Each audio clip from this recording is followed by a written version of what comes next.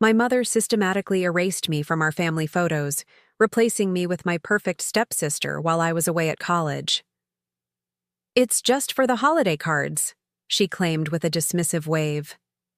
2 years later, at my grandmother's funeral, the family portrait displayed beside her casket showed my stepsister wearing my dress, standing in my place. When grandmother's will was read the following week, everyone discovered she'd left her estate to her true granddaughter. And the look on my mother's face when the lawyer clarified, it wasn't my stepsister was worth every manipulated photograph. Before we jump back in, tell us where you're tuning in from, and if this story touches you, make sure you're subscribed. Because tomorrow, I've saved something extra special for you. Growing up as Eliza Bennett, I'd always felt like an afterthought in my mother's life. Diana Bennett was a woman obsessed with appearances, with crafting the perfect family image to display to her country club friends and social media followers. Our spacious colonial home in Westbrook was less a place of comfort and more a carefully curated showroom where every picture frame contained professionally photographed moments of supposed family bliss. For years, it was just the three of us: my mother, my grandmother Catherine, and me. My father had left when I was 4, unable to withstand my mother's relentless perfectionism and emotional manipulation.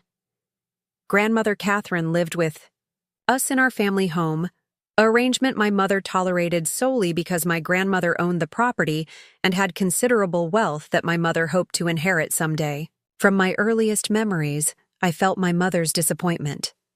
I was bookish rather than social, preferred science experiments to beauty pageants, and inherited my father's unruly auburn curls rather than my mother's sleek blonde hair. Every accomplishment I achieved, straight A's, science fair victories, academic scholarships, was acknowledged with the faintest praise, if acknowledged at all. "That's nice, Eliza," she would say, barely glancing up from her phone. "But couldn't you do something about your hair for the award ceremony?" The Bennett women have always presented themselves with dignity. The only person who truly saw me was Grandmother Catherine. A former professor of literature with kind eyes that missed nothing, she attended every science fair, helped me build volcanoes in the backyard, and snuck astronomy books into my room when my mother insisted I focus on more appropriate interests for a young lady. "Your curiosity is your greatest gift, Eliza," Grandmother would tell me during our late-night stargazing sessions on the roof. "Never let anyone dim that light inside you." When I was 16, everything changed. My mother met Richard Powell. At a charity gala, a divorced cardiologist with a daughter exactly my age. Their whirlwind romance turned into marriage within 6 months, and suddenly our perfectly composed family of 3 became an awkwardly blended family of 5. My stepsister, Vanessa, arrived in our home like a hurricane in designer clothes. Where I was reserved, she was outgoing. Where I preferred libraries, she dominated social gatherings. Where I struggled to connect with my mother, Vanessa and Diana became instant confidants, giggling over fashion magazines and exchanging makeup tips late into the night. "You and Vanessa are so different," my mother remarked after the first week, her voice tinged with a note I'd heard all my life: disappointment. "Maybe she could help you with your presentation." I retreated further into academics, spending more time in the school laboratory or at Grandmother Catherine's side. For her part, my grandmother observed the shifting family dynamics with sharp eyes and thinning lips but said little, at least in front of my mother and Richard. "Family is more than blood, Eliza," she told me one evening as we sorted through her collection of vintage photographs. "But it's also more than appearances. Real family sees you, truly sees you, even when you don't fit the picture someone else is trying to create." I didn't understand the full meaning of her words until much later. The first time I noticed a photograph had been altered was during my freshman year of college. I'd earned a full scholarship to MIT, escaping the increasingly uncomfortable atmosphere of home, where I felt like an unwelcome houseguest rather than a daughter. During my first semester finals week, a package arrived containing holiday cookies from Grandmother and the family Christmas card. The glossy photo showed my mother, Richard, Vanessa, and grandmother standing in front of our fireplace, everyone dressed in coordinating winter white outfits. It took me a moment to realize something was wrong. The mantel behind them displayed family photos I recognized, except in every frame where I should have appeared, Vanessa now stood in my place. In our annual apple-picking photo, Vanessa wore my red sweater, her arm around grandmother Catherine. In the beach vacation snapshot from 3 summers ago, Vanessa built the sandcastle I had spent hours perfecting. Even in my high school graduation photo, somehow Vanessa's face had been expertly photoshopped onto my cap and gown. My hands trembled as I examined each manipulated image. I immediately called grandmother, who answered on the first ring. "You've received the card," she said. Not a question, but a statement. "What is this?" I asked, my voice barely above a whisper. "Why would she do this?" Grandmother sighed, the sound heavy with unspoken anger. "Your mother has convinced herself this is harmless, just creating the perfect family image for her friends. Richard doesn't notice, or pretends not to. Vanessa seems to think it's normal." "And you?" I asked. "I think it's despicable," grandmother said firmly. "I've told Diana as much, but she dismisses me as a sentimental old woman who doesn't understand modern social media pressures." She paused. "I've kept the originals, Eliza. Every photograph, every memory. They're safe." When I confronted my mother over the phone, her response was chillingly casual. "Don't be so dramatic, Eliza. It's just for the holiday card. Vanessa was here, you weren't. It looks more cohesive this way." "You replaced me in photos from years before you even met Vanessa," I pointed out, struggling to keep my voice steady. "Well, you have to admit, dear, Vanessa presents better in photographs. You always look so uncomfortable. This way, everyone's happy." "I'm not happy," I said. "That's because you've always insisted on making everything difficult," my mother replied with a sigh. "This is exactly why we've had such a challenging relationship. Vanessa understands the importance of family image." I hung up, unable to continue the conversation. Later that night, Richard called, the first and only time my stepfather ever reached out to me directly. "Your mother means well," he began awkwardly. "She just gets carried away with her projects sometimes." "I'm not a project," I replied. "I'm her daughter." The line went quiet for a moment. "Eliza, sometimes it's easier to just go along with what makes Diana happy. Trust me on this." It became clear that Richard wasn't calling to apologize or make things right. He was calling to convince me to drop the issue for the sake of household peace. "Does Vanessa know?" I asked instead. Another uncomfortable pause. "She follows your mother's lead in most things." In other words, my stepsister was a willing participant in erasing me from my own family history. I didn't return home that Christmas, claiming academic commitments. In reality, I couldn't bear to walk through a house now filled with photographs that quite literally wrote me out of existence. Instead, I stayed with my roommate's family, who welcomed me without question and didn't seem concerned that my sweater didn't match their family photos. Grandmother Catherine visited me at school, instead bringing real family albums and stories that affirmed my place in our history. As we sat in my dorm lounge looking through photographs untouched by my mother's revisionist editing, my grandmother took my hand. "Remember, Eliza, the truth remains the truth, even when someone tries to Photoshop it away." I had no idea then how prophetic her words would prove to be, or how the family photographs would become the least of my mother's betrayals. As my sophomore year of college progressed, the alterations to family photographs grew more brazen and comprehensive. It wasn't just holiday cards anymore. My mother had created an entirely new visual history for our family with me almost completely removed from it. I discovered this during spring break when I finally returned home, hoping that time and distance had improved the situation. Grandmother Catherine had been diagnosed with high blood pressure and insisted I visit, though she assured me she was managing it well with medication and regular checkups. The moment I walked through the front door, I felt like a stranger in my childhood home. The hallway that once displayed a chronological gallery of my childhood milestones now showcased Vanessa's smiling face at every age, even years before my mother had met her. Most disturbing were the photographs that still included me, but positioned me on the periphery, partially cropped out or blurred, while Vanessa was centered and highlighted. "Do you like the updated gallery wall?" my mother asked, noticing my frozen stance in the hallway. I finally had time to properly arrange everything.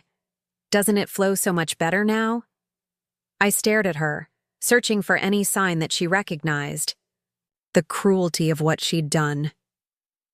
"You've erased me," I said simply. "Don't be ridiculous, Eliza. You're right there." She pointed to a group photo where only half my face was visible at the edge of the frame.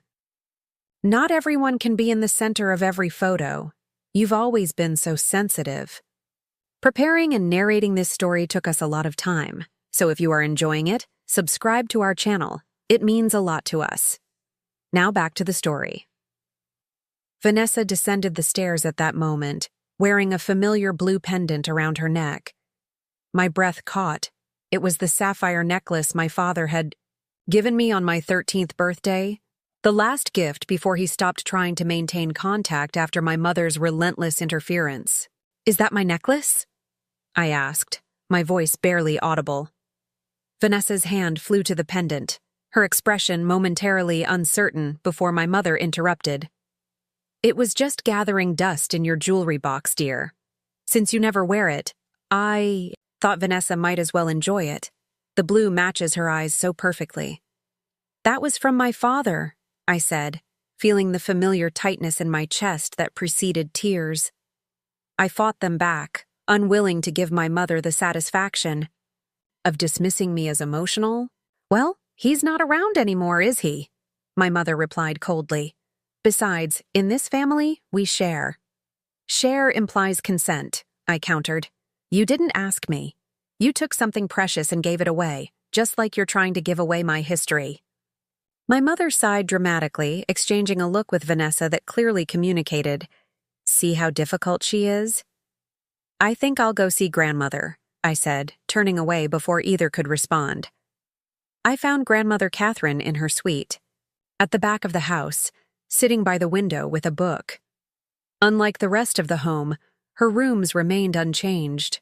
Photographs of me at various ages still adorned her walls, academic certificates and ribbons I'd earned displayed proudly.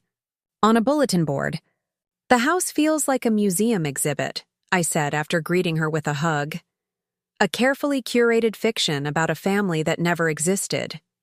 Grandmother closed her book and studied me with concern. "It's worse than when you left, isn't it?" I nodded, sinking into the chair opposite hers. "She gave Vanessa my father's necklace, the sapphire one." Grandmother's expression darkened. "Without asking you? That's theft, Eliza, not sharing." "What am I supposed to do? Call the police?" "On my own, Mother?" "No," Grandmother said thoughtfully. "But perhaps it's time I showed you something." She rose with a slight wince, her arthritis was worsening, and crossed to an antique secretary desk in the corner. From a hidden compartment behind a drawer, she removed a leather portfolio and a small velvet pouch. "I've been collecting evidence," she explained, returning to her seat and opening the portfolio. Inside were dozens of photographs, the originals that had been altered or replaced throughout the house. Side by side, she had placed printouts of my mother's doctored versions. "This is extensive," I said, leafing through page after page of documented alterations. "Your mother doesn't realize I know how to use the internet," Grandmother said, with a small, mischievous smile. "I've downloaded every altered image she's posted on social media. The contrast between reality and her fiction is quite striking, don't you think?" I couldn't help but laugh despite the pain. "You've been building a case." in a manner of speaking. She handed me the velvet pouch. This is yours. I removed it from your jewelry box after you left for college. I had a feeling Diana might help herself to your possessions. Inside was another sapphire pendant, nearly identical to the one Vanessa now wore, but with a slightly deeper blue stone. I don't understand, I said, looking between the necklace and my grandmother. Your father gave you the replica to wear. This is the original, a Bennett family heirloom that's been passed down for generations. Your father entrusted it to me before he left, knowing Diana would likely sell it out of spite. The agreement was that you would receive it when you turned 21. I held the necklace, feeling its weight and history. Does Mother know about this? She believes your father took it when he left. It's one of many things she doesn't know. Grandmother's eyes twinkled with satisfaction. I've learned that sometimes the best way to protect what matters is to let certain people believe they've won. That evening at dinner, the tension was palpable. Richard attempted awkward small talk about my studies, while Vanessa dominated the conversation with stories about her social successes and her budding modeling career. Apparently, my mother had been paying for professional photo shoots and actively promoting her to local agencies. We're exploring options for Vanessa to defer college, my mother announced proudly. Her portfolio is generating serious interest, and these opportunities don't wait. What about your education? I asked Vanessa directly. She shrugged, twirling the fake sapphire between her fingers. College will always be there. Mom says I need to strike while I'm young and my look is in demand. I noticed she'd started referring to my mother as Mom, rather than Diana, another subtle erasure of the boundaries between what was hers and what was mine. Education is an investment no one can take from you, Grandmother Catherine remarked. Pointedly, beauty fades, but knowledge compounds. My mother's smile tightened. Not everyone is academically inclined, Catherine. Vanessa has other gifts. Indeed, Grandmother replied evenly. We all have different paths. Later that night, Vanessa appeared in the doorway of my bedroom, now stripped of most of my personal touches, and redecorated in styles that suited her tastes. I was sitting on the bed, video chatting with my roommate about cutting my visit short. Can we talk? Vanessa asked after I ended the call. I gestured to the desk chair. She sat, fiddling with the fake sapphire pendant. I didn't know this necklace was important to you, she said finally. Diana, your mom, said you didn't want it anymore. And you believed that? Even though we've never had a conversation about it? Vanessa looked uncomfortable. I guess I wanted to believe it. It's pretty, and Diana said it was a way for me to feel more connected to the family history. The irony was almost painful. By wearing jewelry from a father who doesn't know you exist? When you put it that way. She had the grace to look embarrassed. I can give it back. Keep it, I said, thinking of the real heirloom safely tucked away in my bag. But maybe start questioning the stories my mother tells you about me and what I want. Has it occurred to you that by erasing me, she's teaching you that you're only valuable as long as you fit her image? That you're replaceable too? Vanessa stared at me, clearly caught off guard by the question. She began, then stopped. She wouldn't replace me. She loves me.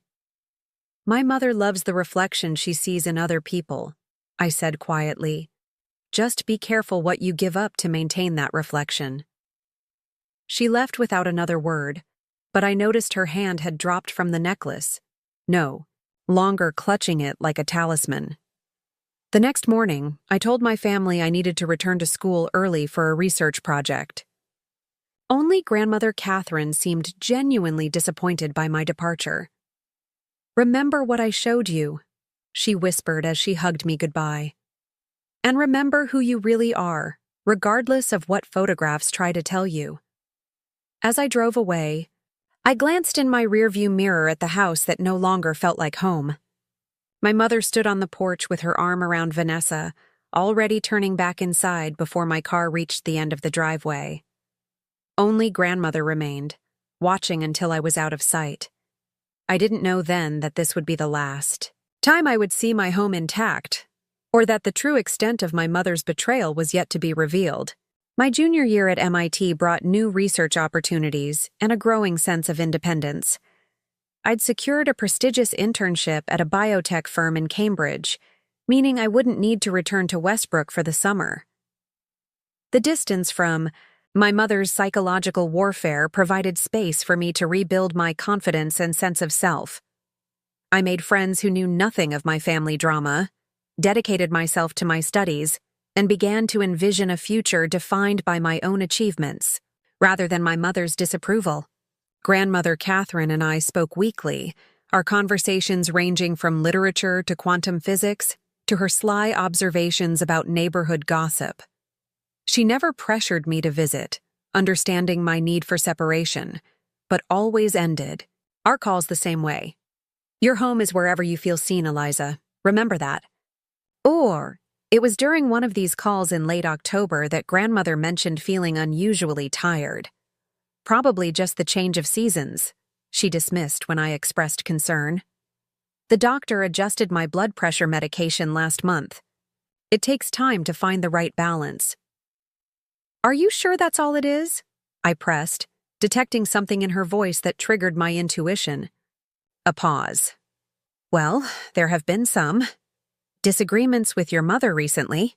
Nothing for you to worry about. What kind of disagreements? Another pause, longer this time. She wants me to change some financial arrangements I've made. I've declined. It's created a certain tension in the household. My grandmother's measured tone told me she was downplaying the situation. What financial arrangements? Eliza, she said with gentle firmness. These are matters I've spent decades preparing for. You focus on your studies and that impressive internship. I'm perfectly capable of handling Diana. I wanted to press further, but respected her boundary. We moved on to discussing the paper I was co-authoring with my research advisor, but the conversation left me uneasy. 2 weeks later, that unease solidified into dread when I received a call from an unfamiliar number. Is this Eliza Bennett? A woman's voice asked. Yes. Who's calling? This is Nurse Shelby from Westbrook General. I'm calling about Catherine. Bennett.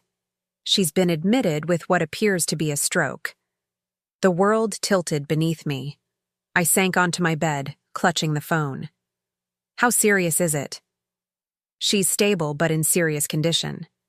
She regained consciousness briefly and asked, us to contact you directly. She was quite insistent. Not my mother, Diana Bennett? Mrs. Bennett is here, the nurse confirmed, but your grandmother specifically requested we call you separately. I booked the first available flight to Westbrook, throwing essentials into a backpack with shaking hands. My roommate drove me to the airport, promising to explain the situation to my professors. During the 3-hour flight, worst-case scenarios played through my mind. Why had grandmother insisted they call me directly? Was she afraid I wouldn't be notified otherwise? The possibility that my mother might have kept me in the dark about grandmother's condition was both infuriating and entirely plausible. I took a taxi directly from the airport to the hospital, arriving shortly after 9 in the evening. The core.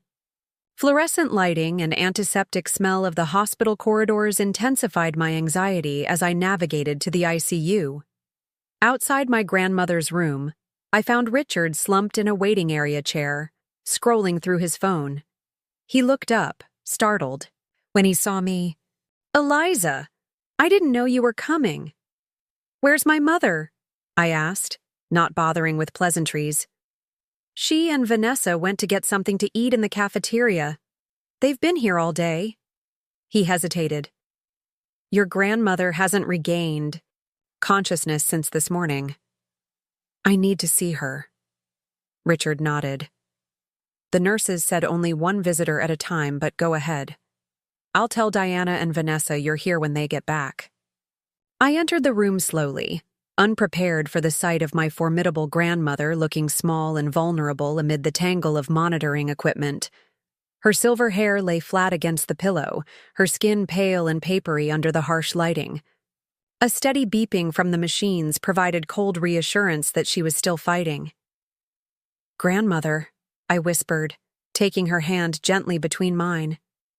"I'm here." Her fingers remained limp, but I spoke anyway, telling her about my flight, my research, silly stories about my roommate. Anything to fill the sterile room with the sound of a loving voice. I was in the middle of describing a spectacular failure in the chemistry lab when I heard the door open behind me. "What are you doing here?" My mother's voice was sharp with surprise. I turned to see her and Vanessa in the doorway, both immaculately dressed despite the circumstances. My mother's makeup was flawless, not a hair out of place, appearances maintained even in crisis. "The hospital called me," I said, not releasing my grandmother's hand. "Grandmother asked them to." "That's absurd. You're hundreds of miles away at school. There was no need to disrupt your studies for what the doctors assure me is a temporary setback." My mother set her purse on the small visitor's table with a decisive movement. "A stroke isn't a temporary setback," I countered. "It's serious." "Don't be dramatic. Mother has always been strong as an ox.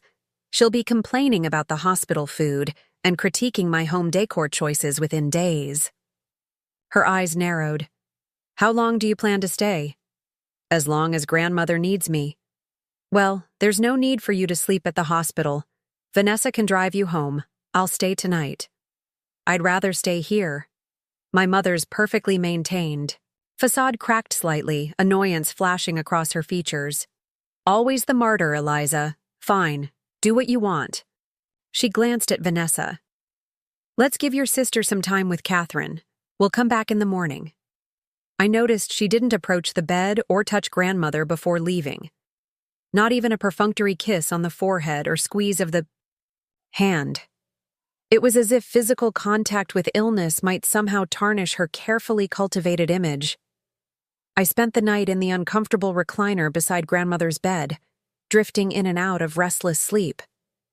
Nurses came and went, checking vitals and adjusting medications. Around dawn, I was jolted awake by a change in the rhythm of the monitors. Grandmother's eyes were open, focused directly on me. "Eliza," she whispered, her voice raspy. I leapt, up, fumbling for the call button while leaning close to her. "I'm here. Don't try to talk. I'm getting the nurse." Her hand tightened around mine with surprising strength. "Listen," she insisted. "The key. Secretary desk. False bottom. Of the drawer." "Don't worry about that now," I soothed. "You need to rest." "No," she said with sudden clarity. "Diana's been searching. Must protect the papers." Her eyes held mine with fierce intensity. "Promise me." "I promise," I said, squeezing her hand gently. "But you're going to be fine. We'll deal with Mother together." A ghost of her familiar smile crossed her lips. "Stubborn girl. That's why you'll win." The nurse arrived then, expressing pleased surprise at finding grandmother conscious. She shooed me into the hallway, while she performed an assessment and called for the doctor. I stepped outside, overwhelmed with relief that grandmother was awake and seemingly lucid, if weak. As I fumbled for my phone to check the time, I noticed a figure hurrying away down the corridor. Vanessa, unmistakable even from behind in her distinctive pink coat. How long had she been standing there? Had she overheard grandmother's warning about the papers? An uncomfortable suspicion formed in my mind, but before I could pursue her, the doctor arrived to examine grandmother. The neurologist was cautiously optimistic. The stroke had been moderate, affecting grandmother's left side, but her mental faculties seemed largely intact. She would need physical therapy and close monitoring, but barring complications, her prognosis for recovery was reasonably good. My mother arrived an hour later looking refreshed and impeccable in a new outfit.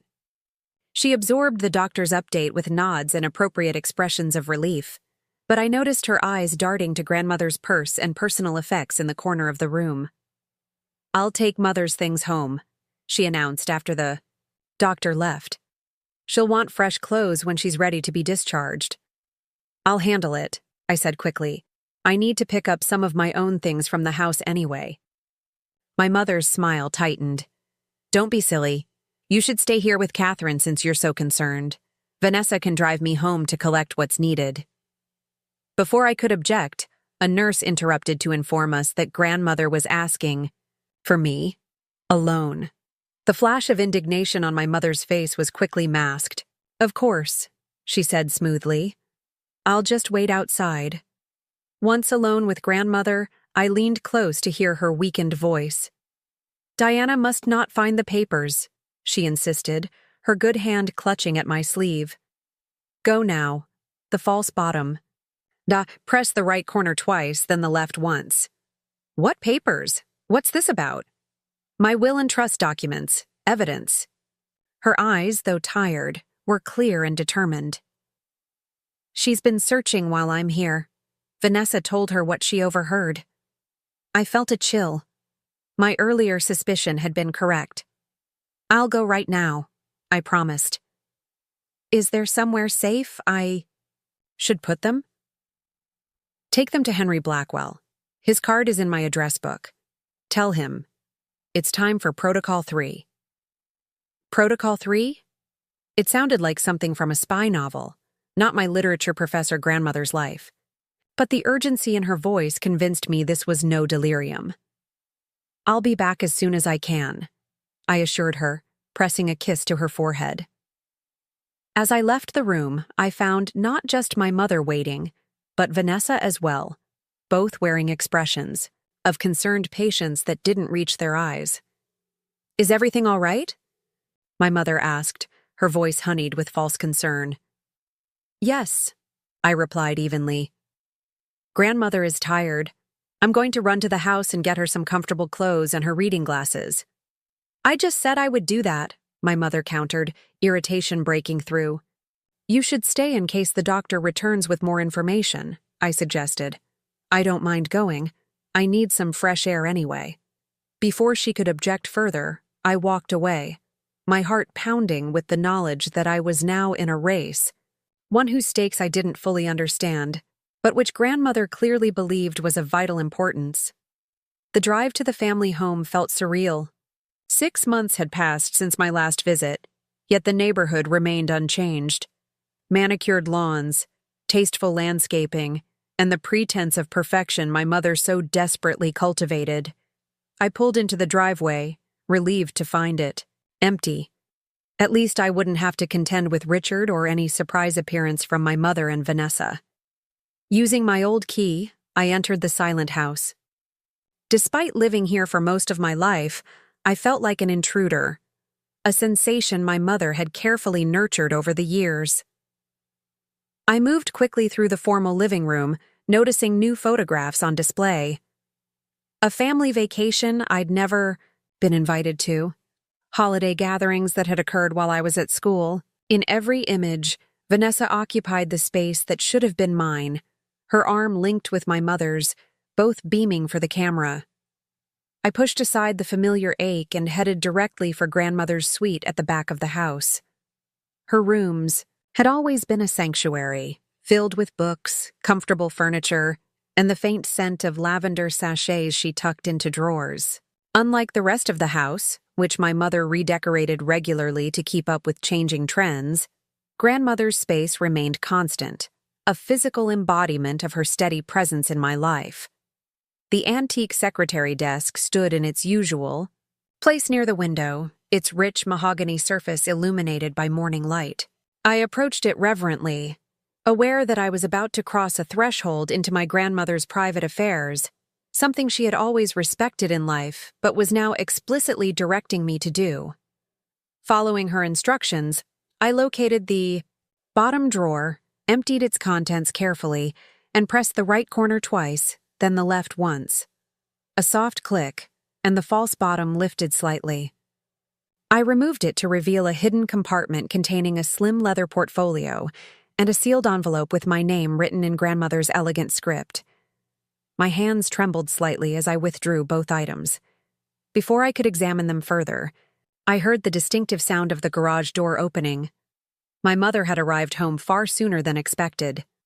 Quickly, I replaced the false bottom, returned the drawer's original contents, and slipped both the portfolio and envelope into my messenger bag. I hastily gathered some of grandmother's clothing from her closet, a comfortable cardigan, loose, pants with an elastic waist, and her favorite lavender slippers, to maintain my cover story. I was zipping up the small overnight bag when my mother appeared in the doorway. "Finding everything all right?" she asked, her tone pleasant, but her eyes sharp with suspicion. "Just getting grandmother's things," I replied, gesturing to the bag. "The nurses said familiar items might help her feel more comfortable." My mother stepped into the room, glancing around as if taking inventory. "How is she really doing? The doctors always sugarcoat things." They seem genuinely optimistic. "Her left side is affected, but her mind is clear." "Yes, Mother has always been mentally sharp." She wandered to the bookshelf, trailing her fingers along the spines. Too sharp for her own good sometimes. I shouldered the overnight bag, eager to leave with my hidden treasures. I should get back to the hospital. Of course. My mother turned, studying me with calculation barely masked by maternal concern. "But first, I think we should talk about practical matters. Mother may need specialized care after discharge. The house might need modifications, ramps, handrails, that sort of thing. Shouldn't we wait to see what the physical therapists recommend?" "Always so reactive, Eliza." She sighed dramatically. "I'm trying to be proactive. In fact, I've already contacted an estate management service to assess what changes might be needed." Something in her phrasing set off alarm bells. "Estate management service?" "Yes, they help families organize assets and prepare homes for medical needs." She waved dismissively. "They'll need access to Mother's financial information. Of course, do you know where she keeps her important papers? I've looked in all the obvious places." And there it was, the real reason she'd rushed home. Not concern for grandmother's comfort, but a desperate search for the very documents now safely tucked in my bag. "I'm sure grandmother will tell us where everything is when she's feeling better," I replied neutrally. She's always been meticulous about her affairs. My mother's eyes narrowed almost imperceptibly. "Indeed she has. Well, don't let me keep you. I'm sure Mother is wondering where you are." As I walked past her toward the door, she added, "Oh, and Eliza, I've assigned the blue guest room for your use. Vanessa has taken your old room permanently. We've redecorated it completely. You wouldn't recognize it now." It was a deliberate jab, designed to remind me of my outsider status. I simply nodded and continued out, refusing to give her the satisfaction of seeing me react. Once in my car, I checked that the portfolio and envelope were securely hidden in my bag before driving not to the hospital, but to the address listed, for Henry Blackwell in grandmother's address book, which I'd taken the liberty of slipping into my pocket before leaving her room. Blackwell and Associates occupied a modest office in downtown Westbrook, its brass plaque indicating it was a law firm specializing in estate planning and elder law. I entered the reception area clutching my messenger bag, suddenly uncertain about dropping in unannounced. The receptionist looked up with a professional smile. "How can I help you?" "My name is Eliza Bennett. I need to speak with Henry Blackwell regarding my grandmother, Catherine Bennett." "It's urgent." Her expression shifted subtly at the mention of grandmother's name. "One moment, please." Less than a minute later, a door opened, and an elderly gentleman with kind eyes and a bow tie appeared. "Miss Bennett, I'm Henry Blackwell. Please come in." He led me to a comfortable office lined with law books and family photographs. Once seated, he studied me with an expression of careful assessment. "Before we continue, I need to verify your identity," he said, opening a folder on his desk. "Your full name is Elizabeth Sophia Bennett, born September 14th, 1999. Yes, that's correct. And you have a small crescent-shaped birthmark behind your right ear, a distinctive Bennett family trait that goes back generations? I touched the spot automatically, surprised. Yes, but how did you know that? Your grandmother was very thorough in her preparations. He closed the folder, apparently satisfied. Now, what brings you here today? Catherine's last communication indicated she was in good health. She's had a stroke, I explained, watching. His face fall with genuine concern. She's stable but in serious condition. This morning, when she regained consciousness, she instructed me to retrieve certain documents from a hidden compartment in her desk and bring them to you. She mentioned something called Protocol 3. Mr. Blackwell's expression turned grave. He rose and walked to the door, locking it before returning to his seat. I've been Catherine's attorney and friend for over 40 years. Protocol 3 is something we established nearly a decade ago, a contingency plan she hoped would never be necessary. What kind of contingency plan? May I see what you've brought? I removed the portfolio and envelope from my bag, placing them on his desk. Mr. Blackwell donned a pair of reading glasses and carefully opened the portfolio first. Inside were several legal documents, photographs, and what appeared to be bank statements. Yes, this is what we need, he murmured, examining each item methodically. After several minutes, he looked up. Miss Bennett, Eliza, what I'm about. To tell you may come as a shock, but your grandmother wanted you to know the truth if circumstances reached this point. My mouth went dry with apprehension. What truth? Your mother has been systematically embezzling from Catherine's accounts for years, small amounts at first, then increasingly larger sums as her spending habits expanded. Catherine discovered this about 10 years ago, but chose not to confront Diana immediately. I stared at him, processing this revelation. Why wouldn't she confront her? Catherine wanted evidence, irrefutable documentation of the pattern of theft. She also needed to protect her assets from further misappropriation.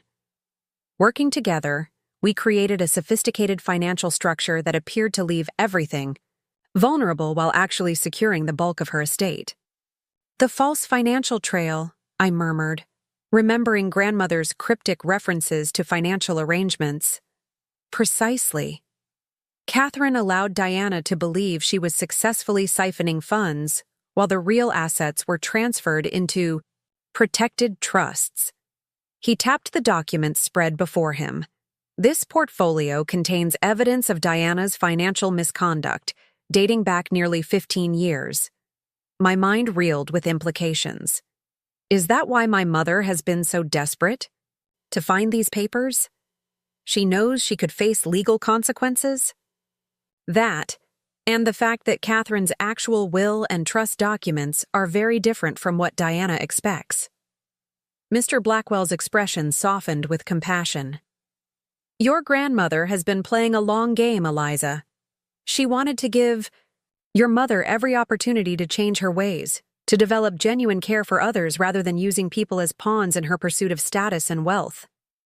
That sounds like grandmother, I said, a lump forming in my throat.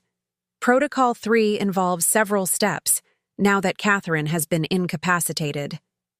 Mr. Blackwell began organizing the documents into neat piles. First, securing these papers, which you've done. Second, activating the trust protections to prevent any further financial exploitation.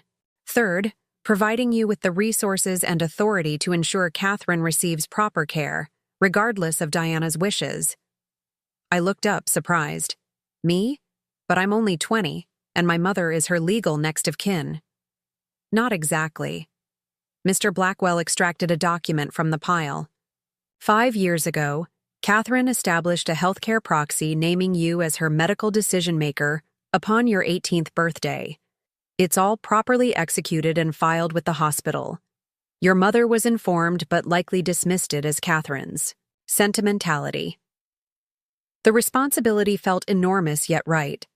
Grandmother trusted me when it mattered most. There's more, Mr. Blackwell continued, but I suggest you read your grandmother's letter first.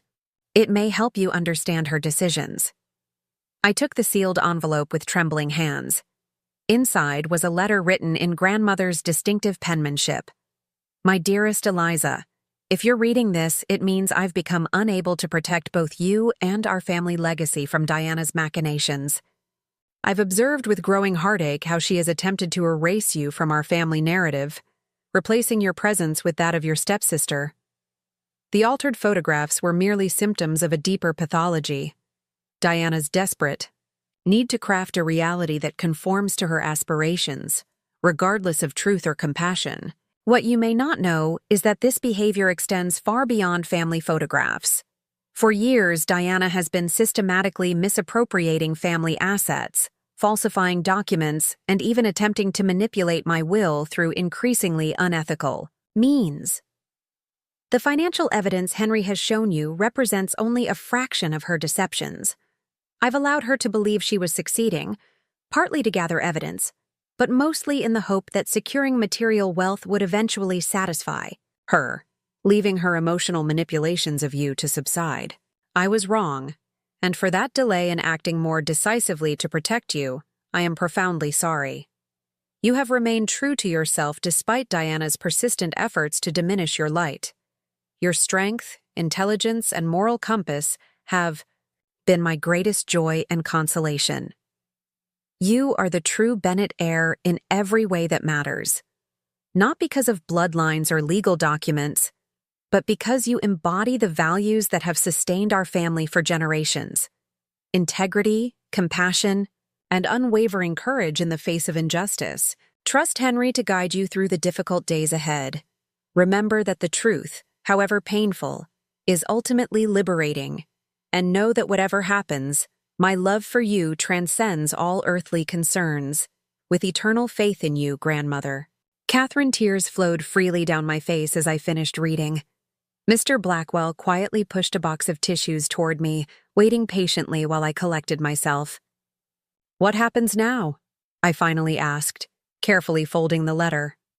Now, he said with gentle determination, we ensure that both Catherine's care and her wishes are honored. Your mother will not be pleased, but everything has been arranged according to strict legal protocols. Diana will find herself without the financial leverage she's accustomed to wielding. As Mr. Blackwell outlined the next steps, I felt a strange mixture of sadness and resolution. The mother I'd always hoped for, one who would love me unconditionally and see me clearly, had never existed. Instead, I'd been raised by a woman who viewed her own daughter as either a competitor or a disappointment, never as a person worthy of protection and nurturing. Yet grandmother had seen me, valued me, and now entrusted me with maintaining her legacy of integrity. I would not let her down. I returned to the hospital with a newfound sense of purpose, grandmother's overnight bag in one hand, and the weight of her trust resting firmly on my shoulders. Mr. Blackwell had initiated several legal processes before. I left his office, including notifying the hospital of my status as Catherine's healthcare proxy, and filing temporary injunctions to freeze certain accounts that my mother might try to access. Diana will receive formal notification within 24 hours, he had explained. I suggest you use that time to establish your authority at the hospital and prepare yourself for her reaction.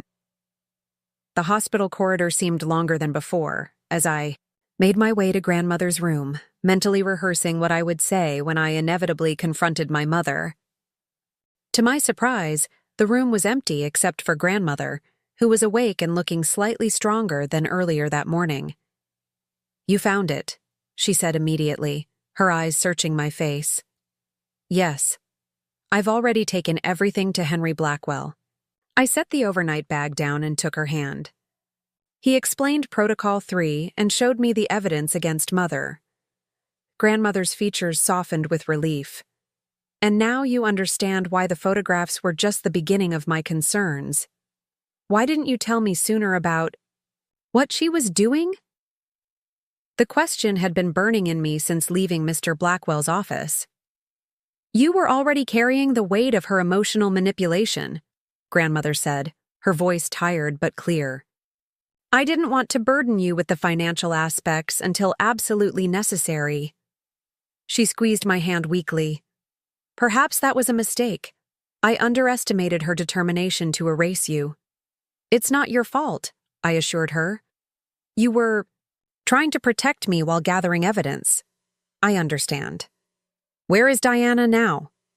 There was a note of wariness in her question. I'm not sure. She was at the house when I left, but that was hours ago. She might be... The door swung open, and as if summoned by our conversation, my mother appeared. She assessed the scene with a quick glance, grandmother awake, me at her bedside, the overnight bag unpacked, and her expression shifted from surprise to calculation. Mother, you're looking much better, she said, approaching the bed with a practiced smile. The doctor tells me your prognosis is quite positive. Yes, I'm feeling stronger, grandmother replied, her tone neutral. Eliza has been very helpful. My mother's gaze flicked to me briefly before returning to grandmother. I've been making arrangements for your care once you're discharged. The east wing of the house can be adapted with medical equipment, and I've found an excellent home health agency. That won't be necessary, Diana. Grandmother's voice took on a firmness I hadn't heard since her admission. My care has already been arranged according to my wishes. What are you talking about? I'm your daughter. Of course I'll be handling your care. Actually, I interjected quietly, grandmother appointed me as her healthcare proxy several years ago. I'll be making decisions regarding her medical treatment and care arrangements. The silence that followed was absolute. My mother stared at me, disbelief warring with fury behind her carefully composed features. That's ridiculous, she finally said, her voice dangerously soft. You're barely out of your teens, with no medical background and no understanding of what's involved in elder care.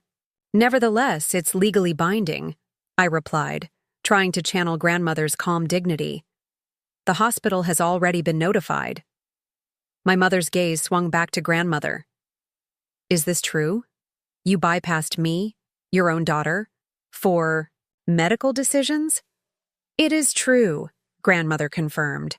And it was a decision made with great deliberation. Why?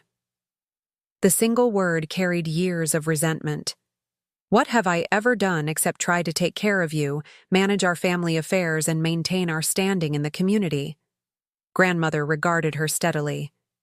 Is that what you call it? Diana? Taking care of me? Is that what you were doing when you forged my signature on bank withdrawals? When you diverted my investment income to accounts I couldn't access? When you systematically isolated me from my friends under the guise of protecting me from exploitation? My mother's face went pale. What have you been telling her? She demanded, turning on me. What lies have you invented to turn my own mother against me? Eliza has told me nothing I didn't already know, grandmother said firmly. I've been aware of your financial manipulations for years, Diana. The documentation is extensive and has now been placed in appropriate hands. The calculated mask my mother typically wore cracked completely. You spied on me? Your own daughter? After everything I've done to maintain this family? Self-protection isn't spying, grandmother countered. And what you've done wasn't for the family. It was for your image, your social standing, your insatiable need to possess and control. My mother laughed bitterly. This is absurd. You're clearly not thinking clearly after your stroke. Once, you've had time to rest. We'll discuss this rationally. My mind is perfectly clear, grandmother said. And there's nothing to discuss. Henry Blackwell has initiated the legal processes we established years ago. Your access to my finances has been terminated. The evidence of your misappropriation has been documented and secured. The color drained from my mother's face. Henry Blackwell, she repeated, her voice hollow. You've been conspiring with him behind my back? Not conspiring, protecting. grandmother corrected. Both my assets and Eliza's future. My mother's. Expression hardened as she turned to face me fully. So that's what this is about. You've been plotting to secure your inheritance, turning my mother against me with exaggerated claims of financial mismanagement. This has nothing to do with inheritance, I said quietly. It's about grandmother's right to control her own affairs and receive care from people who truly have her best interests at heart. And you think that's you? My mother's laugh was brittle. The awkward, ungrateful daughter who fled to college and barely comes home? Who doesn't understand the first thing about maintaining family connections or social standing? Who would rather hide in a laboratory than face the real world? Each barb was familiar, variations on criticisms she'd wielded throughout my childhood. But something had changed. The words no longer cut as deeply. Perhaps it was grandmother's letter, or maybe it was simply the clarity that came from finally seeing the full picture of my mother's deception. What I understand, I replied evenly, is the difference between genuine care and exploitation, between love and control, between truth and the elaborate fictions you've created, including the ones where you erase me from family photographs and replace me with Vanessa. Those photographs again. My mother threw up her hands in exasperation. Such dramatics over simple aesthetic choices for holiday cards and social media. This is exactly why Richard and I have always found you so difficult to parent. Diana. Grandmother's voice was quiet but commanding. The altered photographs are emblematic of something far more disturbing. You didn't just edit images, you attempted to edit reality itself, to create a family narrative that erased your own daughter. And when that wasn't enough, you began appropriating my assets to fund the lifestyle you felt entitled to. You have no idea the sacrifices I've made, my mother hissed. The humiliation of having a first husband who abandoned his responsibilities. The challenges of raising a daughter who rejected every opportunity I created for her social advancement. The constant work of maintaining appearances when everything was crumbling beneath the surface. I'm sorry you've suffered, grandmother said with surprising gentleness. But your suffering doesn't justify what you've done, to me or to Eliza. My mother straightened, composing herself with visible effort. I see there's no reasoning with either of you right now. Once the immediate medical crisis has passed, perhaps we can have a more rational discussion. She gathered her purse and jacket. I'll go home and inform Richard and Vanessa about these developments. As she reached the door, she turned back. This isn't over, Eliza. You may think you've won some victory here, but you have no idea what you're dealing with. After she left, the room fell silent except for the steady beeping of grandmother's monitors. I exhaled slowly, realizing I'd been holding my breath. That went about as well as could be expected, grandmother observed, dryly. She'll fight this, I said, returning to the chair beside her bed. Of course she will. Diana has never accepted defeat gracefully. Grandmother adjusted herself slightly against the pillows, wincing with the effort. But we have truth and legal documentation on our side. More importantly, we have each other. What will happen to her? Legally, I mean. Grandmother considered this. That depends on several factors, including whether she attempts to access my accounts despite the injunctions. Henry has prepared documentation for potential criminal charges but hasn't filed anything yet. Criminal charges, I repeated, the words feeling strange in my mouth. Despite everything, the thought of my mother facing legal consequences produced complicated emotions. Justice doesn't always require punishment, grandmother said, reading my expression. Sometimes boundaries and truth are enough. She reached for my hand. Whatever happens with Diana, I want you to remember something important. Her behavior reflects her own brokenness, not your worth. I nodded, tears threatening. Again.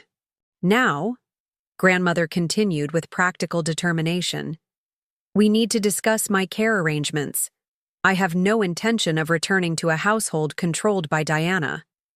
Mr. Blackwell mentioned alternatives. Yes, I own a small property across town. A cottage I purchased secretly 5 years ago as part of my contingency planning. It's been maintained by a management company and is fully accessible for someone with mobility challenges. I blinked in surprise. You bought a secret house? A hint of grandmother's familiar mischievous smile appeared. I may be a literature professor, but I've read enough mystery novels to know the value of a well-concealed safe house. Despite the gravity of our situation, I found myself laughing, a genuine release of tension that felt like the first step toward healing.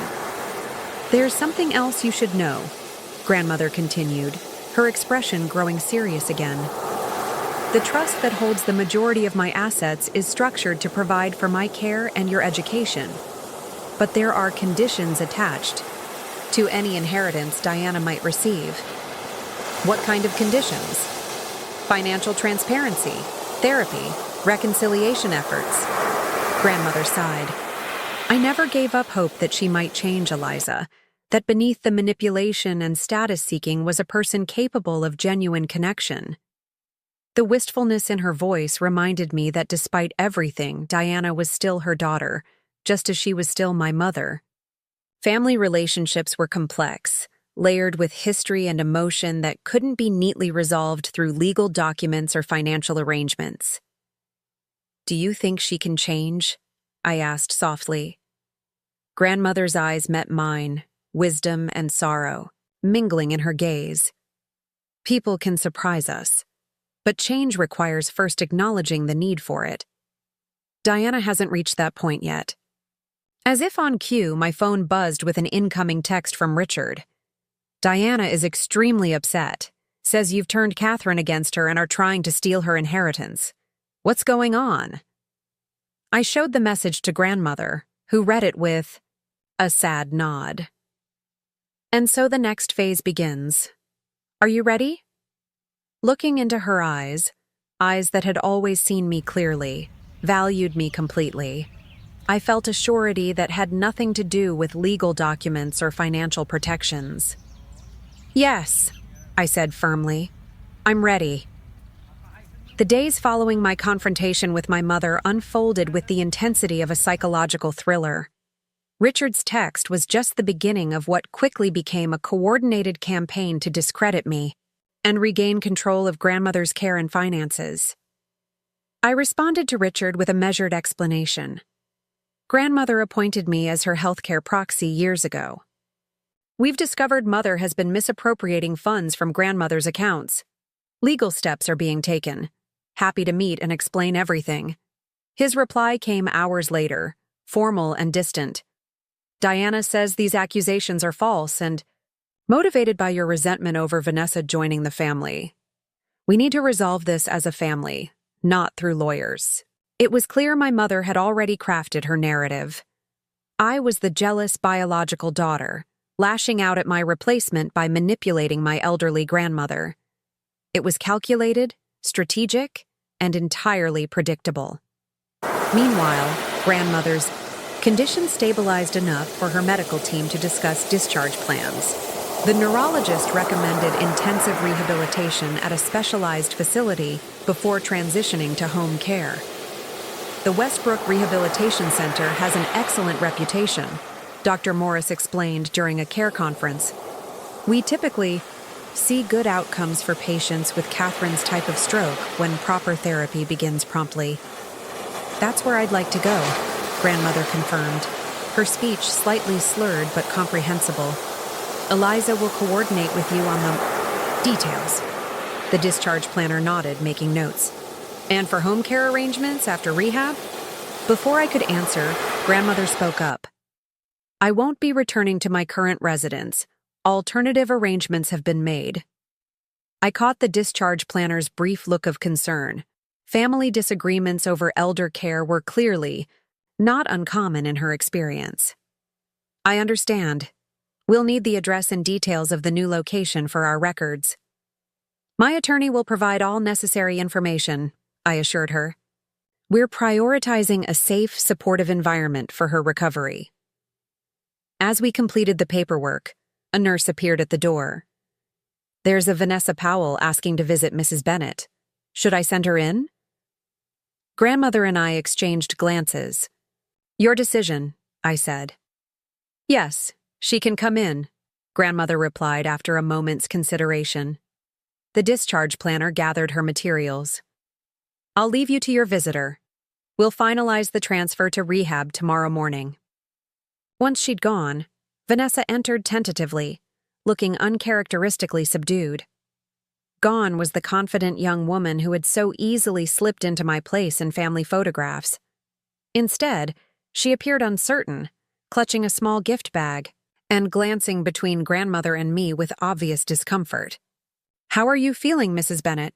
She asked, remaining near the door. Better each day, thank you, Grandmother replied evenly. An awkward silence fell. I decided to be direct. Did Mother send you? Vanessa flinched slightly at the question. She suggested I check on Catherine. She shifted her weight, then seemed to make a decision. Actually, she wanted me to see if you were still here and what you were planning. Her honesty surprised me. Grandmother gestured to the visitor's chair. At least you're being truthful. Please, sit. Vanessa approached cautiously and perched on the edge of the chair, setting the gift bag on the side table. My mom brought flowers yesterday, but I remembered you saying once that you prefer practical gifts when people are ill. She nodded toward the bag. It's just lip balm, hand cream, and some puzzle books. Hospital air is always so dry. Thoughtful, Grandmother acknowledged. Thank you. Another uncomfortable silence stretched between us until Vanessa finally spoke again. Diana is really upset. She says Eliza is turning you against her and trying to steal her inheritance. Is that what you believe? Grandmother asked. Vanessa looked down at her hands. I don't know what to believe. Everything's so confusing. Diana keeps saying we need to fight this as a family, but she won't explain exactly what this is. I studied my stepsister, seeing her clearly perhaps for the first time. She wasn't the calculating manipulator my mother was. She was a young woman caught in Diana's web, just as I had been. The situation is complicated, I said carefully.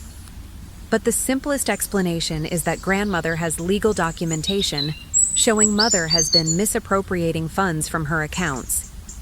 There are also concerns about her decision-making regarding Grandmother's care. Vanessa's eyes widened. Misappropriating funds? You mean stealing? Yes, Grandmother confirmed. Substantial amounts over many years. That can't be right, Vanessa protested, but her voice lacked conviction. Diana would never. Did you know she's been replacing Eliza with you in family photographs? Grandmother asked gently. Even in pictures taken years before she met your father? Vanessa's expression crumpled slightly. I knew about the recent holiday cards. She said it was just to create a cohesive family image since Eliza was away at school. I didn't know about older photographs. The alterations to family photos were a symptom of a larger pattern, Grandmother explained. Diana has been constructing an artificial reality, one where her narrative is the only one that matters, regardless of facts or others' feelings. Vanessa sat quietly for a moment, processing this information. What happens now? She finally asked. Grandmother will be transferred to a rehabilitation center tomorrow, I explained.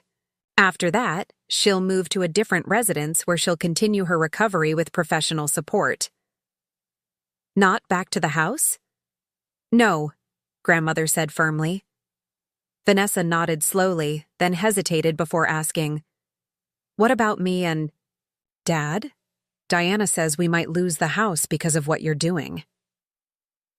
The manipulation was so transparent it would have been comical if it weren't so effective. My mother was leveraging Vanessa's and Richard's financial insecurity to align them against us. The house belongs to Grandmother, I explained. She hasn't made any decisions about asking anyone to leave. This isn't about punishing you or your father. Relief flickered across Vanessa's face, quickly replaced by confusion. But Diana said, "My daughter has said many things that aren't true," grandmother interjected wearily. "That's part of the problem we're addressing." Vanessa stood abruptly. "I should go. Dad's waiting in the car." She paused at the door. "For what it's worth, I never asked to replace you, Eliza. Not in the photos or anywhere else." After she left, grandmother and I sat in contemplative silence. "She's caught in the middle," I finally observed. "Yes," grandmother agreed. "Diana has a talent for creating loyalty through fear and insecurity. Vanessa and Richard are as much victims of her manipulation as we are, though in different ways." "Do you think Vanessa will tell Mother about our conversation?" "Undoubtedly. But perhaps not with the spin Diana hopes for." Grandmother's prediction proved accurate. That evening, Mr. Blackwell called to inform me that my mother had appeared at his office, demanding to see all documents related to grandmother's estate. She was quite agitated, he reported. Claimed that Catherine was being manipulated by you during a vulnerable medical condition, and that I was participating in elder abuse by following instructions from someone other than her. "What did you tell her?" "That all documents were in order, executed years before any medical issues arose, and that I would continue to follow my client's explicit instructions." His voice carried a hint of satisfaction. "I also reminded her that attempting to interfere with legally established healthcare proxies could potentially involve criminal charges." "How did she respond to that?" "Not well. She threatened to report me to the Bar Association and stormed out." He paused. "There's something else you should be aware of. She mentioned having spoken with Dr. Walker about Catherine's competency." My stomach tightened. "Dr. Walker?" "Apparently a psychiatrist colleague of Richard's. Diana suggested he would be evaluating Catherine to determine if she's mentally capable of making her own decisions." This was a new and concerning development. Can she do that? Force a psychiatric evaluation? Not without legal grounds, but it signals her strategy. If she can't regain control through intimidation, she'll try to have Catherine declared incompetent. The following morning, grandmother was transferred to Westbrook Rehabilitation Center as planned. The facility was modern and well-maintained, with private rooms and experienced therapists. I accompanied her during the admission process, answering questions and ensuring her comfort as she settled into her new surroundings. "Your grandmother is in good hands," the rehabilitation director assured me. "We have strict protocols about visitation and medical information. Only those on her approved list will be granted access." "Thank you," I said, relief evident in my voice. "That's particularly important in our situation." As if on cue, my phone buzzed with a text from an unknown number. "This is Dr. Joseph Walker. I've been asked by Diana Bennett to evaluate Catherine Bennett's mental capacity. Please contact me to arrange a convenient time." I showed the message to grandmother, who frowned. As I suspected, Diana is attempting to have me declared incompetent. "Mr. Blackwell warned this might happen," I said. "What should we do?" "Ignore it for now," grandmother advised. "Any psychiatric evaluation would require my consent or a court order. Diana doesn't have either." I stayed with grandmother through her first physical therapy session, impressed by her determination, despite obvious fatigue and discomfort. Her left side remained significantly weakened, but the therapist was encouraged by her range of motion and cognitive awareness. "You're a fighter, Mrs. Bennett," the therapist observed as they completed their exercises. "I come from a long line of stubborn women," grandmother replied with a hint of her old humor. As I helped her back to her room, she gripped my hand with surprising strength. "Diana will escalate before she retreats, Eliza. Be prepared." "What do you think she'll do next?" Grandmother considered this. "She'll try to isolate you, turn others against you. When that fails, she may become more desperate. She settled against her pillows with a sigh. History suggests she'll attack, where she perceives weakness. Meaning? Your relationship with your father, grandmother said gently. It's the unhealed wound she's exploited before. The observation struck with painful accuracy. My father's abandonment had created a vulnerability my mother had leveraged throughout my childhood, reinforcing the narrative that I was fundamentally unlovable, that even my own father couldn't bear to remain in my life. You've never really talked about him, I said quietly. What happened between them? Grandmother's expression softened with old sorrow. Robert was a kind man, but not a strong one. Diana overwhelmed him from the beginning. Her ambitions, her rigid expectations, her need to control every aspect of their lives. When he finally left, she made it impossible for him to maintain contact with you without going through her. He could have tried harder, I said, the childhood hurt surfacing despite years of rationalization. Yes, he could have, grandmother. Agreed, surprisingly. Diana created obstacles, but Robert chose the path of least resistance. You deserved better from both your parents. I blinked back sudden tears at her straightforward acknowledgement.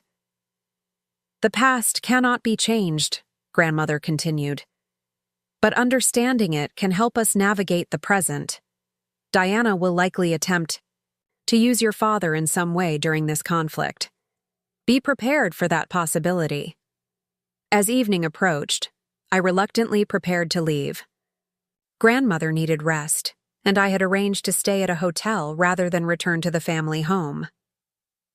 I'll be back first thing tomorrow, I promised. Call me if you need anything at all. She nodded, already drifting toward sleep. Remember, what matters, Eliza? Not the photographs or even the money, but the truth of who you are. I kissed her forehead gently and slipped out of the room, unaware that my mother's next move would be more devastating than either of us had anticipated. The hotel room felt impersonal but peaceful, a neutral space where I could process the whirlwind of events that had transformed my life in just a few days. After ordering room service, I opened my laptop to check email and found a message from my research advisor at MIT expressing concern about my extended absence. I explained the family emergency and promised to update him on my return date as soon as possible. As I drafted my response, another email arrived. This one from an unfamiliar address. Robert, Benedict Mail, com. My fingers froze over the keyboard as I stared at the sender's name. Robert Bennett, my father. The subject line read simply, "We need to talk." For several minutes, I couldn't bring myself to open it. My father had made no attempt to contact me in over 12 years. His sudden reappearance now, in the midst of the conflict with my mother, couldn't be coincidence. Grandmother's warning echoed in my mind. Diana will likely attempt to use your father in some way during this conflict. Finally, with trembling hands, I clicked on the message. Eliza. After speaking with Diana, I'm deeply concerned about recent events. She tells me you've made serious accusations against her and are preventing her from caring for her own mother. During a health crisis. This doesn't sound like the daughter I remember. I've remained distant from your life out of respect for Diana's wishes and because I believed it was best for your development. However, this situation demands my involvement. I'll be arriving in Westbrook tomorrow and expect to meet with you to discuss how we can resolve this family conflict without further legal entanglements. I've arranged for us to meet at the Westbrook Grill at 1 p.m. Please be prompt. Robert, Bennett. The formal tone, the immediate acceptance of my mother's version of events, the presumptuous command to meet him. It was as if a stranger had written to me, not the father whose absence had shaped my childhood. Yet the message also carried the unmistakable echo of my mother's manipulative tactics. Had she dictated it to him? Or had she simply found someone whose weakness made him an effective puppet? I closed the laptop without responding, my mind racing. This was exactly the escalation grandmother had predicted, Diana leveraging my complicated feelings about my father to destabilize me emotionally. The question was, how should I respond? After a restless night, I arrived at the rehabilitation center early, determined to discuss this development with grandmother before making any decisions. I found her sitting up in bed, reviewing exercises with her occupational therapist. "You look like you've seen a ghost," she observed after the therapist left. "Close enough," I replied, showing her my father's email on my phone. Grandmother read it carefully, her expression grave. "Diana moves quickly. I'm not surprised she contacted Robert, but I am concerned about his willingness to involve himself so directly. What do you think he wants?" "Money, most likely." Grandmother's assessment was blunt. Robert's financial situation has never been stable. Diana probably promised him something in exchange for helping her regain control. "Should I meet with him?" Grandmother considered this. "What do you want to do?" The question caught me off guard. Throughout my life, my interactions with my father had been controlled by my mother, first by facilitating them, then by systematically eliminating them. I'd never been asked what I wanted regarding Robert Bennett. Part of me wants to ignore him completely, I admitted, but another part is curious about what he has to say. And maybe, I hesitated, feeling suddenly vulnerable. Maybe I need to face him directly to finally put this chapter behind me. Grandmother nodded thoughtfully. "There's wisdom in that approach, but you shouldn't face him alone. You can't leave the facility yet." "No, but Henry can accompany you." She reached for the phone beside her bed. "He's dealt with Robert before, during the divorce. His presence will provide both legal protection and emotional support." Mr. Blackwell agreed immediately to join me for the meeting with my father. "Catherine's instincts are sound," he said when I called to make arrangements. "This encounter is almost certainly orchestrated by Diana. Having a witness will limit what Robert can misrepresent afterward." At 12:45 p.m., I entered the Westbrook Grill with Mr. Blackwell at my side. The restaurant was upscale but relaxed, with dark wood paneling and white tablecloths, exactly the kind of establishment my mother would choose for a civilized confrontation. A host led us to a table where a man sat alone, studying a menu. As we approached, he looked up, and I found myself staring into a face that was simultaneously familiar and strange, older than in my memories, with new lines around the eyes and silver threading through his dark hair, but unmistakably my father. He stood as we approached, surprise evident in his expression when he noticed Mr. Blackwell. "Eliza," he said, his voice deeper than I remembered. "I didn't expect you to bring company." "Mr. Bennett," Henry Blackwell stepped forward, extending his hand. "It's been some time." My father's smile faltered slightly as he shook the attorney's hand. "Henry, I didn't realize you were still involved with the family." "I've represented Catherine Bennett continuously for over 40 years, Mr. Blackwell replied pleasantly. "Shall we sit?" The three of us settled at the table, an uncomfortable silence descending until a server appeared to take our drink orders.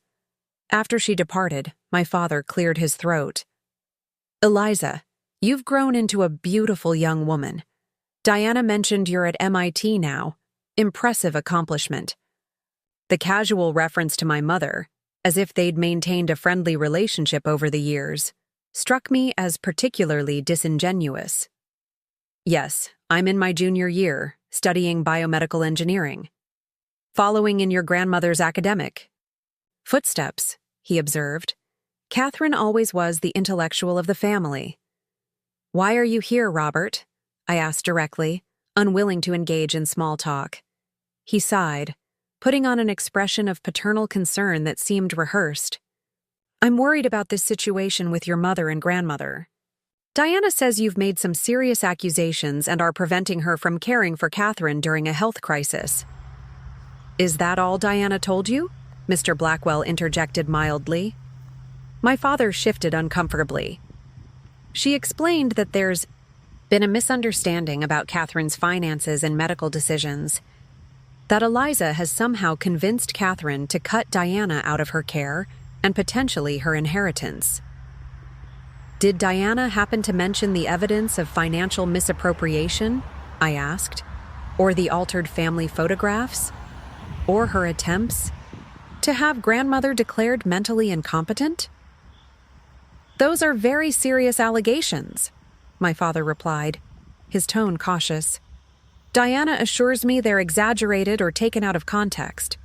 They're neither exaggerated nor out of context, Mr. Blackwell stated firmly. Catherine has documented Diana's systematic theft from her accounts over a period of years. The evidence is comprehensive and would be compelling in court, should matters progress to that point. My father's expression flickered, surprise, concern, calculation, before settling into a practiced neutrality. I find it hard to believe Diana would deliberately steal from her own mother. Yet you find it easy to believe I would manipulate my grandmother during a health crisis, I noted, despite having had no contact with me for over a decade. He had the grace to look slightly ashamed. That's not fair, Eliza. I tried to maintain a relationship with you, but Diana made it impossible. You could have tried harder, I said quietly, voicing the thought I'd shared with grandmother. You don't understand how difficult Diana can be when she feels threatened, he protested. Actually, I understand that better than anyone, I countered. I've lived with her manipulation my entire life. Our drinks arrived, creating a momentary pause in the conversation. After the server departed, my father leaned forward, lowering his voice. Look, I know I haven't been the father you deserved. That's on me, and I'm sorry. But I'm here now because I care about you and want to help resolve this situation before it destroys what's left of our family. What exactly are you proposing? Mr. Blackwell asked. A compromise, my father replied. Diana is willing to drop the issue of Catherine's competency if Eliza will agree to joint decision-making regarding Catherine's care and financial affairs. I nearly laughed at the audacity. Joint decision-making with the person who's been stealing from grandmother and trying to erase me from the family? That's not a compromise. It's a surrender. Diana has agreed to financial oversight going forward, he insisted. She acknowledges there may have been some irregularities in how she managed Catherine's affairs. Irregularities, I repeated incredulously. Is that what we're calling systematic theft now? Eliza, he said, his tone taking on an edge of patronizing concern. You're young and don't understand the complexities of family financial management. What looks like theft to you might simply be informal arrangements between mother and daughter. Catherine's documentation indicates otherwise, Mr. Blackwell interjected. The transfers were neither transparent nor authorized. My father's expression hardened slightly. I'm trying to offer an olive branch here. Diana is prepared to be generous if this matter can be resolved privately. Generous how? I asked, suddenly curious about what my mother had promised him. He hesitated, then sighed. She's willing to adjust the financial arrangements to ensure you receive fair consideration in Catherine's estate planning. And there it was, the true purpose of this meeting. Not reconciliation or family healing, but negotiating my silence in exchange for inheritance. Let me be very clear, I said, leaning forward. This isn't about money for me.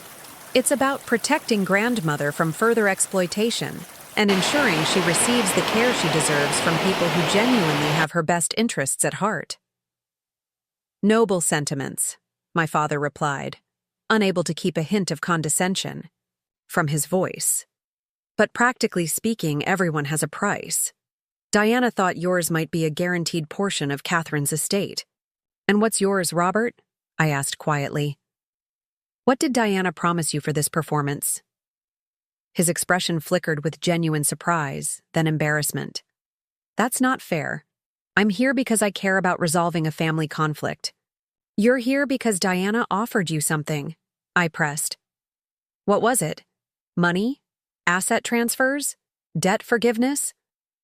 When he didn't immediately respond, Mr. Blackwell added gently, Robert, if Diana has enticed you into this situation with financial promises, you should know that her access to Catherine's assets has been legally restricted. Any commitments she's made may not be within her power to fulfill. My father's face flushed. This isn't just about money. Diana and I have reconnected. Recently, we're exploring the possibility of reconciliation. The revelation hit me like a physical blow, not just a financial arrangement, but a personal one. My parents, reconciling after nearly 2 decades apart, united in their effort to manipulate me and control grandmother's assets. I see, I said, my voice steadier than I felt. So Diana promised you both money and herself in exchange for your cooperation. You're oversimplifying a complex emotional situation, he protested. I don't think I am. I gathered my purse and stood. Thank you for this illuminating conversation, Robert. It's helped me understand exactly where I stand in your priorities. Exactly where I've always stood. Eliza, wait. He reached for my arm, but I stepped back. You're making a mistake. Diana is prepared to take this to court if necessary.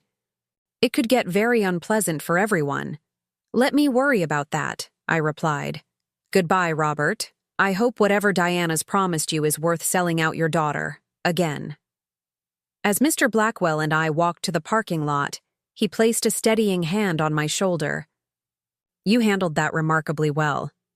Did I? I felt hollow, drained by the encounter. It doesn't feel like a victory. It wasn't meant to be, he said gently.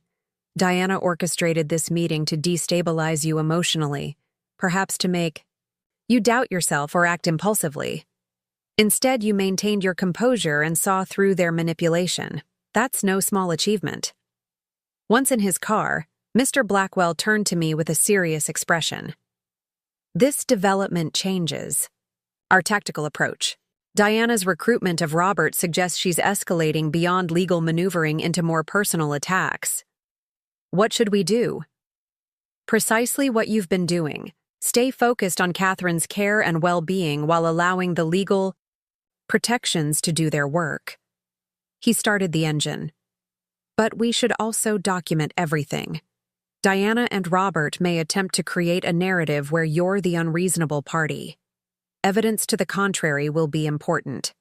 As we drove toward the rehabilitation center, I gazed out the window at the familiar streets of Westbrook, seeing them with new eyes. This town had never truly felt like home, but now it had become an active battleground, with my grandmother's well-being and my own self-worth as contested territory. Eliza, Mr. Blackwell said as we neared our destination. There's something Catherine asked me to tell you if this situation escalated as it has. Something about her will that might provide some context for Diana and Robert's behavior. I turned to him, curious. What is it? Catherine made significant changes to her will 5 years ago, after confirming Diana's financial misappropriation. Changes that Diana somehow learned about, though not the full details. What kind of changes? The kind that would explain why Diana is fighting so desperately to regain control, and why she'd go so far as to reconnect with Robert to strengthen her position. I thought about grandmother's mysterious Protocol 3, the secret cottage, the hidden documents, all part of a strategy years in the making. Does it have something to do with the family photographs? With Vanessa replacing me? Mr. Blackwell nodded, pulling into the rehabilitation center's parking lot. Everything is connected, Eliza, and I think it's time you understood exactly why your mother has been so determined to erase you from the family narrative. Catherine has always been meticulous about documentation, Mr. Blackwell explained as we walked through the rehabilitation center's entrance. It's a trait that served her well during her academic career and proved invaluable when she began suspecting Diana's financial manipulations. We paused in the lobby, finding a quiet corner away from staff and visitors. I couldn't wait until we reached grandmother's room to hear what he had to tell me. What did she document beyond the financial misappropriation? I asked. Patterns, he replied. Behavioral patterns that revealed Diana's true character and intentions. The altered photographs were just one piece of evidence. Evidence of what, exactly? Mr. Blackwell's expression turned grave. A systematic attempt to replace you with Vanessa, not just visually in family records, but legally in terms of inheritance and family standing. Though I'd witnessed this replacement firsthand for years, hearing it articulated so bluntly sent a chill through me. How could Mother hope to legally replace me in grandmother's will? That's not something she could force. No, but she could attempt to influence Catherine through various means: emotional manipulation, selective information, even medical intervention. He hesitated. About 4 years ago, Diana began suggesting Catherine should update her will to reflect the new family structure. She presented it as a way to include Richard and Vanessa, but the documents she tried to get Catherine to sign would have substantially reduced your inheritance while elevating Vanessa's position. And grandmother refused? She did more. Then refuse, Mr. Blackwell said with a hint of admiration. She pretended to consider the changes while secretly documenting every manipulation attempt. Then she completely rewrote her will without Diana's knowledge. We resumed walking toward grandmother's room. What does the real will say? I asked. That's for Catherine to share with you, he replied. But I can tell you that it includes specific provisions based on her observations of Diana's behavior toward you over the years. Provisions that would explain Diana's desperate attempts to maintain the fiction that Vanessa has replaced you in the family structure. When we entered grandmother's room, she was sitting in a chair by the window, a physical therapy assistant helping her with hand exercises. Her face brightened when she saw us, but quickly turned serious when she noted our expressions. I take it the meeting with Robert didn't go well, she observed after the assistant left. About as expected, I replied, taking the seat across from her. He's working with Mother. They're apparently reconciling their relationship. Grandmother nodded, unsurprised. Diana always did know how to manipulate Robert. What did they propose? I explained my father's compromise offer, joint decision-making regarding her care and finances in exchange for dropping questions about competency. Predictable, grandmother said with a tired sigh. Diana never could accept losing control of anything she considered hers. She turned to Mr. Blackwell. I assume you've told Eliza it's time she knew the full story. I mentioned that your will might explain Diana's behavior, but left the details for you to share, he confirmed. Grandmother reached for my hand. Eliza, what I'm about to tell you may be difficult to hear, but you deserve to know the truth. Not just about my will, but about why Diana has been so determined to minimize your role in the family while elevating Vanessa's. I braced myself, squeezing her hand gently. I'm ready. It begins with your grandfather's family, she said. The Bennetts have a complex inheritance structure dating back generations. Certain assets, including the main house and several valuable investments, are governed by trust provisions that specify how property passes through the family line. I didn't know that, I said, surprised. Mother never mentioned any family trusts. She's aware of them, though not all the details, grandmother continued. What she does know is that the most valuable Bennett assets pass through direct bloodline descendants only. The implication began to dawn on me. So Vanessa, as a step relation, would not qualify to inherit those particular assets. Grandmother confirmed. Only direct Bennett descendants can receive them. But wouldn't that apply to Mother as well? She's your daughter. Grandmother and Mr. Blackwell exchanged glances. That's where things become complicated, she said. Carefully. Diana is not a Bennett by blood. I stared at her, confused. What do you mean? She's your daughter. She's my daughter through adoption, grandmother clarified gently. Something we've never hidden, but which Diana has always been sensitive about. The revelation stunned me. Mother is adopted, but she looks so much like you. A coincidence that reinforced her sense of belonging, grandmother explained. Diana was 3 when my late husband and I adopted her. Her biological parents had died in an accident, and she was a distant relative on my husband's side. The physical resemblance made the transition easier for everyone. I had no idea, I whispered. She never told me. As I said, it wasn't a secret, but Diana preferred not to discuss it. As she grew older, she became increasingly fixated on proving she was truly a Bennett, on belonging completely to our family line. But what does this have to do with me and Vanessa? Grandmother's expression softened. Everything, my dear.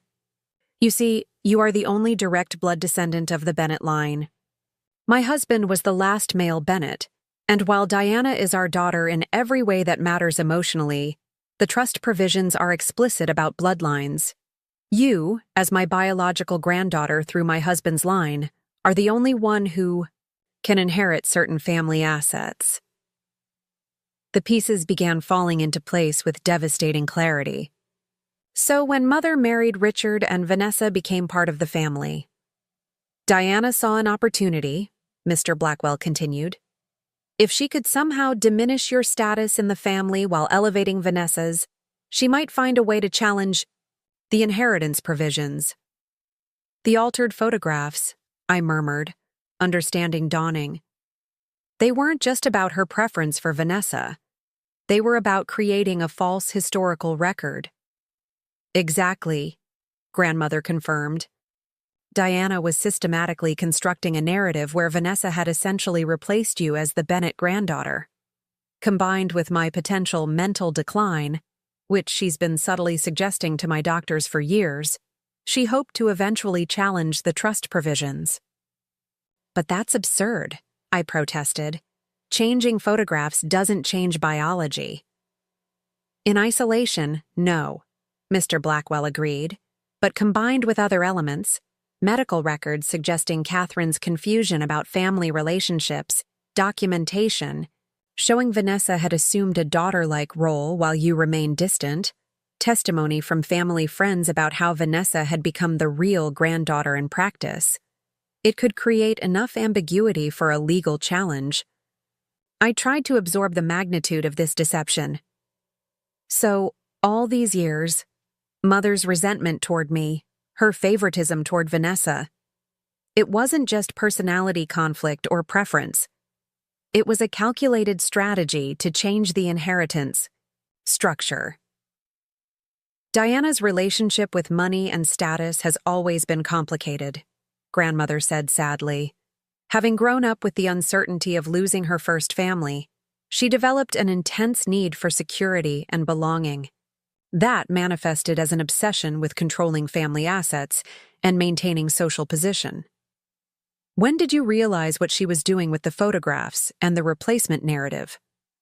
I had suspicions for years, but confirmation came about 5 years ago when I discovered she'd been systematically altering family records and photographs.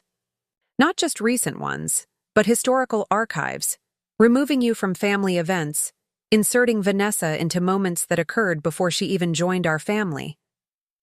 The meticulous nature of my mother's deception was breathtaking. And that's when you created Protocol 3? Yes. I worked with Henry to document everything and restructure my will to protect both you and the family assets. Grandmother's expression grew determined. My new will not only confirms your position as the rightful Bennett heir, but includes specific provisions addressing Diana's manipulation attempts. What kind of provisions? I asked. Mr. Blackwell answered. The will explicitly references the altered photographs and financial misappropriation, establishing that Catherine was fully aware of Diana's actions. It includes a no contest clause that would disinherit anyone who challenges its terms. But most significantly, grandmother continued, it contains what legal experts call an ethical behavior clause.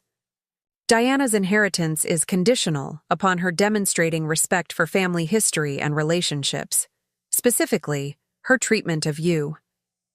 I felt a strange mix of vindication and sadness.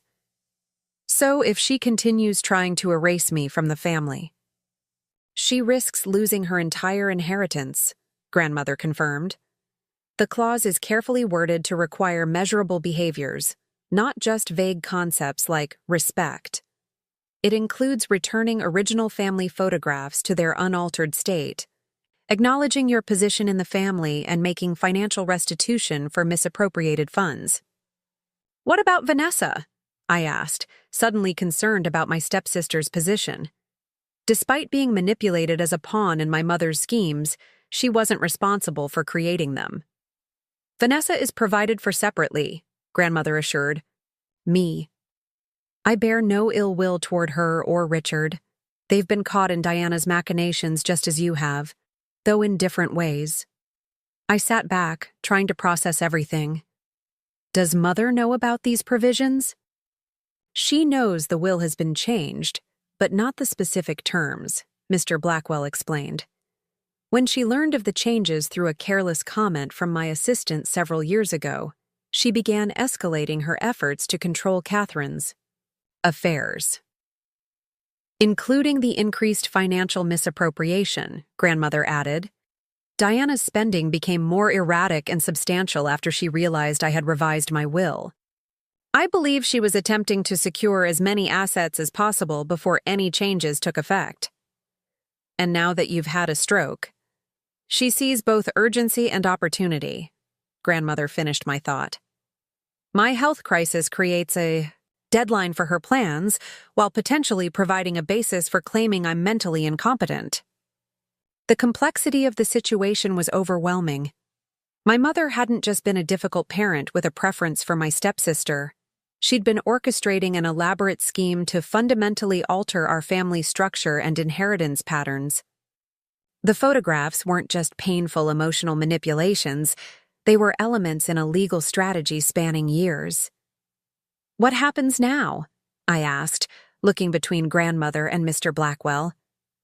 Now that Diana has escalated by bringing Robert into the situation, we need to be prepared for more aggressive tactics, Mr. Blackwell advised. She's likely to pursue the competency evaluation more forcefully and may attempt to challenge your healthcare proxy status. We should move forward with transferring me to the cottage after rehabilitation, grandmother added. Being in a space Diana can't access will provide both practical security and peace of mind. What about the family photographs, the originals that haven't been altered? Safely secured in a bank vault, Mr. Blackwell assured me, along with other documentation establishing the historical accuracy of family relationships. Grandmother suddenly looked tired, the conversation having clearly taxed her limited energy. There's one more thing you should know, Eliza. Something I've kept from everyone, including Henry, until now. Mr. Blackwell raised an eyebrow in surprise.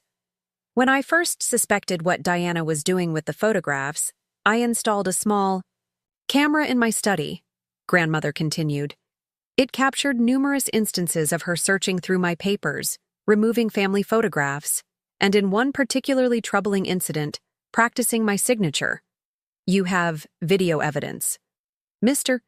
Blackwell asked, clearly stunned. Yes. The memory cards are in the same hidden compartment where Eliza found the portfolio, in a small envelope marked research notes. Grandmother turned to me. I didn't mention them earlier because I hoped we wouldn't need such definitive evidence against my own daughter. But given Diana's escalation and her recruitment of Robert, I believe we need every protection available. This changes our strategic position considerably, Mr. Blackwell noted. Video evidence of document tampering and attempted forgery would be compelling in any legal proceeding. I never wanted it to come to this, grandmother said softly. Despite everything, Diana is still my daughter. I've spent years hoping she would change, that she would recognize the damage her obsession with status and control was causing. The sorrow in her voice struck me deeply. For all my hurt and anger toward my mother, grandmother had experienced her own profound disappointment. Watching the daughter she'd raised become someone capable of such calculated manipulation. "Do you think she can still change?" I asked, echoing our earlier conversation. Grandmother looked out the window, her expression reflective. "People can surprise us, Eliza. But meaningful change requires first acknowledging the need for it. Diana is still firmly entrenched in denial and justification. Should I retrieve the memory cards?" "Yes," she decided after a moment. "But let's hope we never need to use them. There's a difference between protecting ourselves and seeking retribution." As our conversation concluded, a therapy assistant arrived to take grandmother to her afternoon physical therapy session. I promised to return the next day after retrieving the memory cards from the hidden compartment. Walking Mr. Blackwell to his car, I felt both clarified and burdened by the revelations. All this time, I thought Mother's treatment of me was because of some fundamental deficiency in who I am, I admitted. That I wasn't pretty enough, social enough, perfect enough to earn her love. A common misunderstanding among children of narcissistic parents, he observed gently. They internalize the parent's behavior as reflection of their worth, when it's actually a manifestation of the parent's own brokenness. How do I move forward with this knowledge? It explains so much, but it doesn't heal the damage. Healing comes gradually, with understanding and proper boundaries, he advised. For now, focus on what Catherine needs and on protecting yourself from further manipulation. The rest will unfold in its own time. As I watched him drive away, I felt a strange mixture of grief and liberation. The truth about my mother's schemes had finally been revealed, but with it came the painful certainty that the mother I'd always hoped for, one who would love me unconditionally and see me clearly, had never existed, and likely never would. Yet there was also freedom in that truth. The weight of constantly trying to earn her approval, of questioning my own worth based on her treatment, could finally be set down. I was not deficient or unlovable. I was, quite simply, an obstacle to her ambitions, one she had tried to systematically remove from the family narrative. As I walked to my car, my phone buzzed with a text from an unknown number. "We need to talk alone. Vanessa." I stared at the message, uncertain how to respond. Vanessa had seemed genuinely confused during her hospital visit, caught between loyalty to my mother and dawning awareness of the manipulation surrounding her. But was this message truly from her, or another of my mother's tactics? After a moment's hesitation, I replied, "How do I know this is really Vanessa?" The response came quickly. "I'm wearing your blue MIT sweatshirt right now, the one you left in your closet last year. It still smells like your lavender detergent." The detail was convincing. Specific enough that it wouldn't be something my mother would think to include in a fake message. I texted back, "When and where?" "Lakeside Park, by the old boathouse." 30 minutes? I checked the time. It was nearly 4 p.m., giving me enough daylight for a safe meeting in a public place. "I'll be there."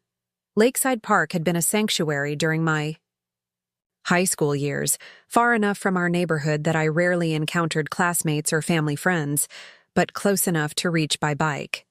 The boathouse, a weathered wooden structure rarely used except during summer months, offered privacy without isolation. I arrived first, parking in the small lot and walking down to the lakeshore. The November afternoon was chilly, the sun already beginning its early winter descent. I zipped my jacket higher, watching my breath form small clouds in the cold air. The crunch of gravel announced Vanessa's arrival. She approached slowly, wearing my MIT sweatshirt as promised, her expression uncertain. Without the carefully applied makeup she typically wore, she looked younger and more vulnerable. Thanks for coming, she said, stopping a few feet away. Your text was intriguing, I replied neutrally. Vanessa glanced around nervously. I didn't tell anyone I was meeting. You, not even my dad. Why the secrecy? Because Diana wouldn't want me talking to you directly. She wrapped her arms around herself. Whether from cold or discomfort, I couldn't tell. Things have gotten really weird at home since your grandmother's stroke. Weird how? Diana's been acting erratic, going through Catherine's things, making late-night phone calls, drinking more than usual. Vanessa hesitated. Last night I overheard her arguing with your father. She promised him money she doesn't have access to, and when he pointed that out, she said it wouldn't matter once the old woman is declared incompetent. A chill that had nothing to do with the weather ran through me. She referred to grandmother as the old woman? Vanessa nodded. She didn't know I was listening. It was ugly. Not the Diana she presents to everyone else. We began walking along the lakeshore, our footsteps synchronizing naturally. Why are you telling me this? I asked. You've always been loyal to my mother. Have I had a choice?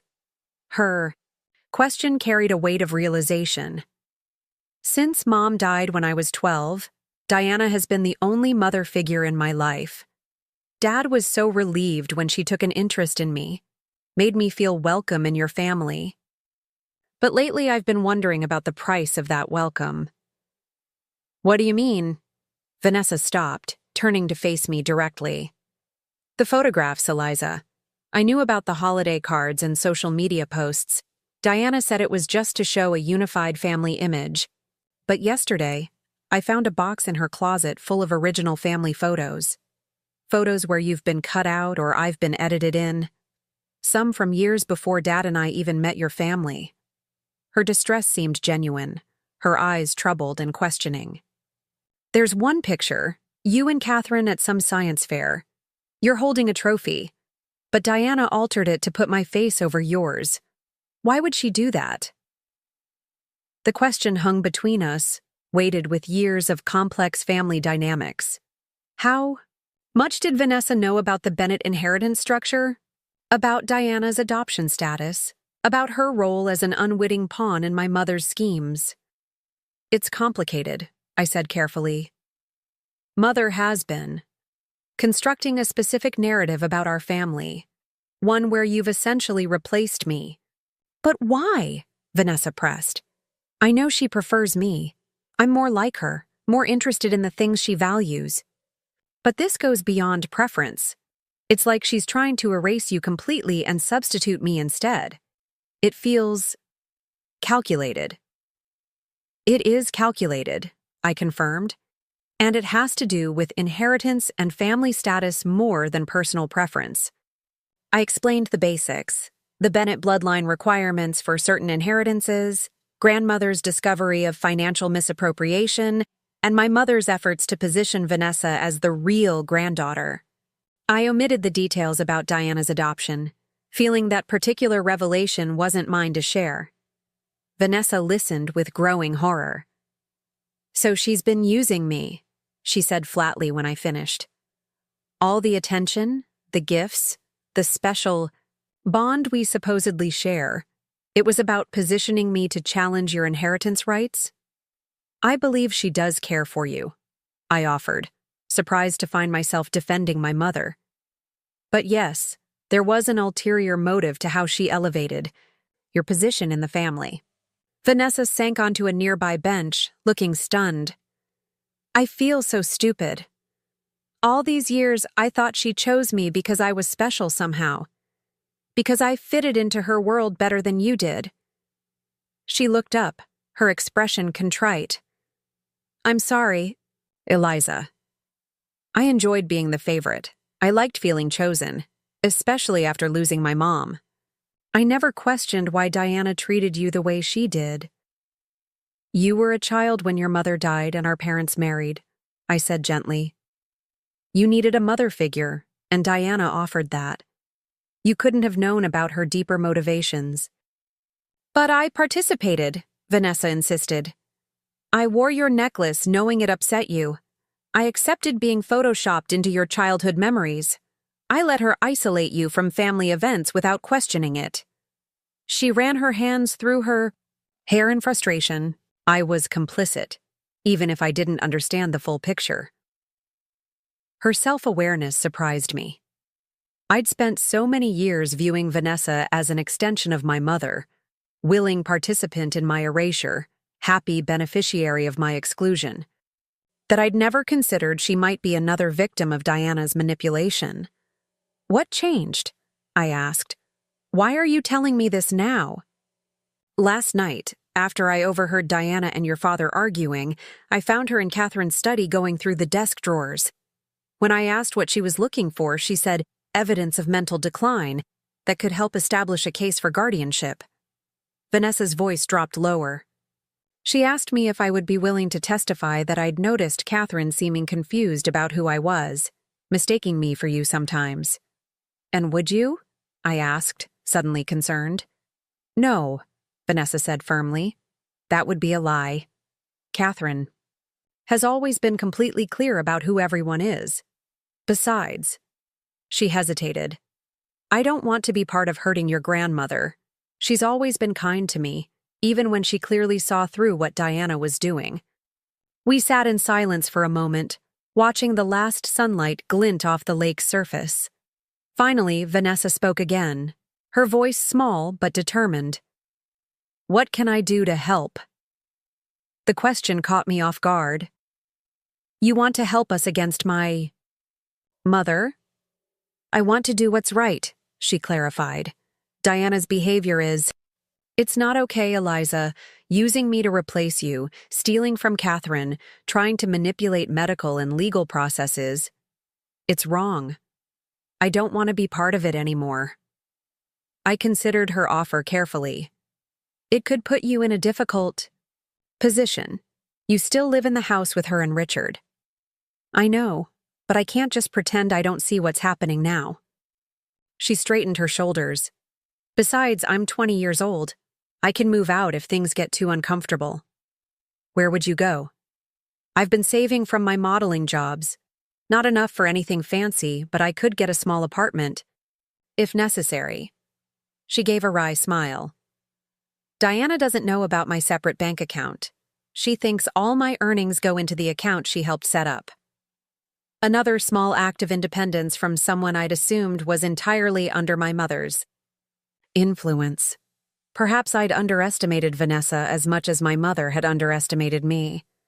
If you're serious about helping, I said, making a decision, there's something specific you could do. I explained about the memory cards grandmother had mentioned, the video evidence hidden in the secret compartment of her desk. I need to retrieve them, but Diana might be watching the house now, especially after my visit yesterday. I could get them for you, Vanessa offered immediately. Diana won't suspect me of looking for anything important. She thinks I'm completely on her side. Are you sure? If she caught you? I'll be careful, Vanessa promised. And I'm a better actress than Diana gives me credit for. All those modeling jobs have taught me something about performing convincingly. We developed a plan. Vanessa would return home and find an opportunity to access grandmother's desk when the house was quiet. Once she retrieved the memory cards, she would text me to arrange another meeting. There's one more thing you should know, I said as we prepared to leave. Grandmother has made arrangements to move to a different property after rehabilitation. She won't be returning to the family home. Vanessa nodded, unsurprised. I wouldn't either if I were her. She hesitated. What will happen to the house? It's Catherine's property, isn't it? Yes. It belongs to grandmother. I don't know what her long-term plans are for it. I didn't mention the Bennett Trust or the bloodline inheritance requirements, still cautious about sharing too much. Diana will be furious if she has to move out, Vanessa observed. The address, the neighborhood, they're central to her social identity. That's grandmother's decision to make, not mine. Vanessa studied me for a moment. You're being kinder about all this than most people would be in your position. Diana has treated you terribly for years, yet you're not seeking revenge. Revenge isn't my goal, I said honestly. I just want grandmother to be safe and properly cared for, and I want the manipulation to stop, the altered photos, the financial exploitation, all of it. And what about me? Vanessa asked quietly. After everything settles, where do I fit in your life? In the family? The question was surprisingly vulnerable. Despite years of resentment, I found myself responding with empathy rather than hostility. That's partly up to you. We've both been manipulated by my mother, just in different ways. Maybe it's time we defined our relationship for ourselves, not through her lens. A tentative smile crossed Vanessa's face. I'd like that. As we parted in the parking lot, Vanessa surprised me with a quick, awkward hug. I'll text you once. I have the memory cards, she promised. I watched her drive away, feeling cautiously optimistic about our unexpected alliance, yet concerned about the risks she was taking. If my mother discovered Vanessa's change of loyalty, her reaction would likely be swift and severe. Back at my hotel, I updated Mr. Blackwell via a carefully worded email, explaining that I had a potential ally in retrieving the memory cards but omitting specific details in case the communication was intercepted. His response was prompt. Proceed with caution. Diana may be monitoring all communications. We'll meet you tomorrow at 10 a.m. at the previously discussed location to review next steps. That night, I slept fitfully, my dreams filled with distorted family photographs where faces shifted and changed, identities blurring into one another in disturbing ways. I woke early, checking my phone immediately for messages from Vanessa, but found none. After a quick breakfast in the hotel restaurant, I drove to the rehabilitation center, arriving just as grandmother was finishing her morning therapy session.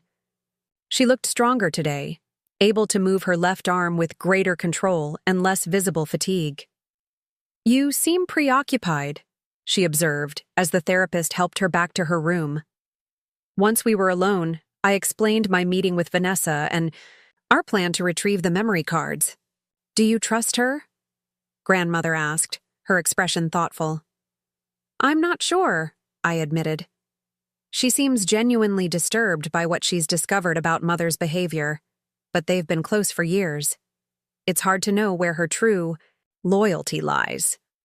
People surprise us, Grandmother said, echoing her earlier wisdom. Sometimes for the worse, sometimes for the better. Vanessa has been influenced by Diana since she was a vulnerable child grieving her mother. Finding her own moral compass is an important step in her development. But is it worth the risk if Mother catches her searching the desk? The memory cards are important evidence, but not worth putting Vanessa in danger, Grandmother E. decided. Call her and tell her to abort the plan. We'll find another way. Before I could reach for my phone, it buzzed with an incoming text. From Vanessa. Got them. Meet same place, 1 p.m.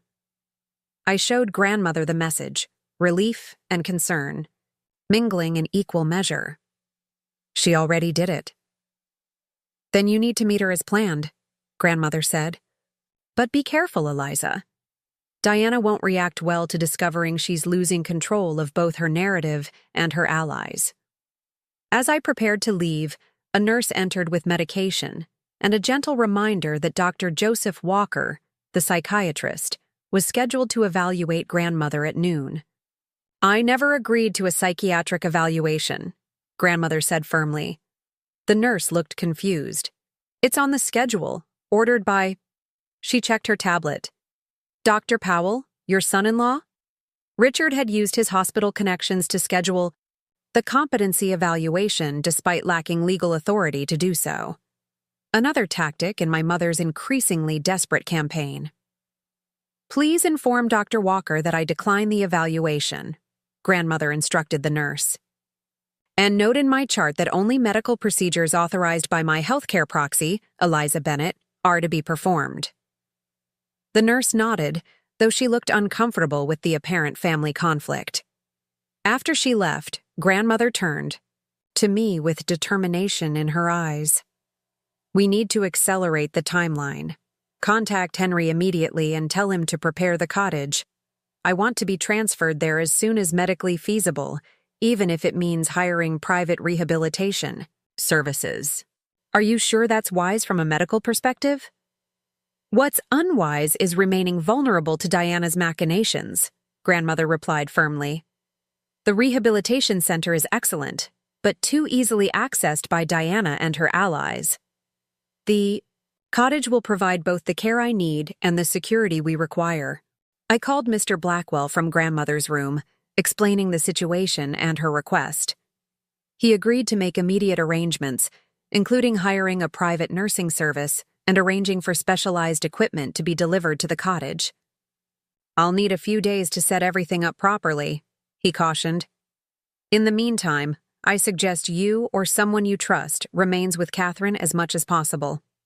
After assuring Grandmother I would return before the unauthorized psychiatric evaluation was scheduled, I left for my meeting with Vanessa, my mind racing with contingency plans and growing concern about my mother's escalating tactics.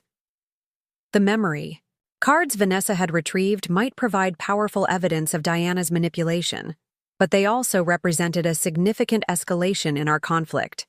Once my mother discovered they were missing, she would realize the extent of Grandmother's documentation of her activities, and her response would likely be both immediate and extreme.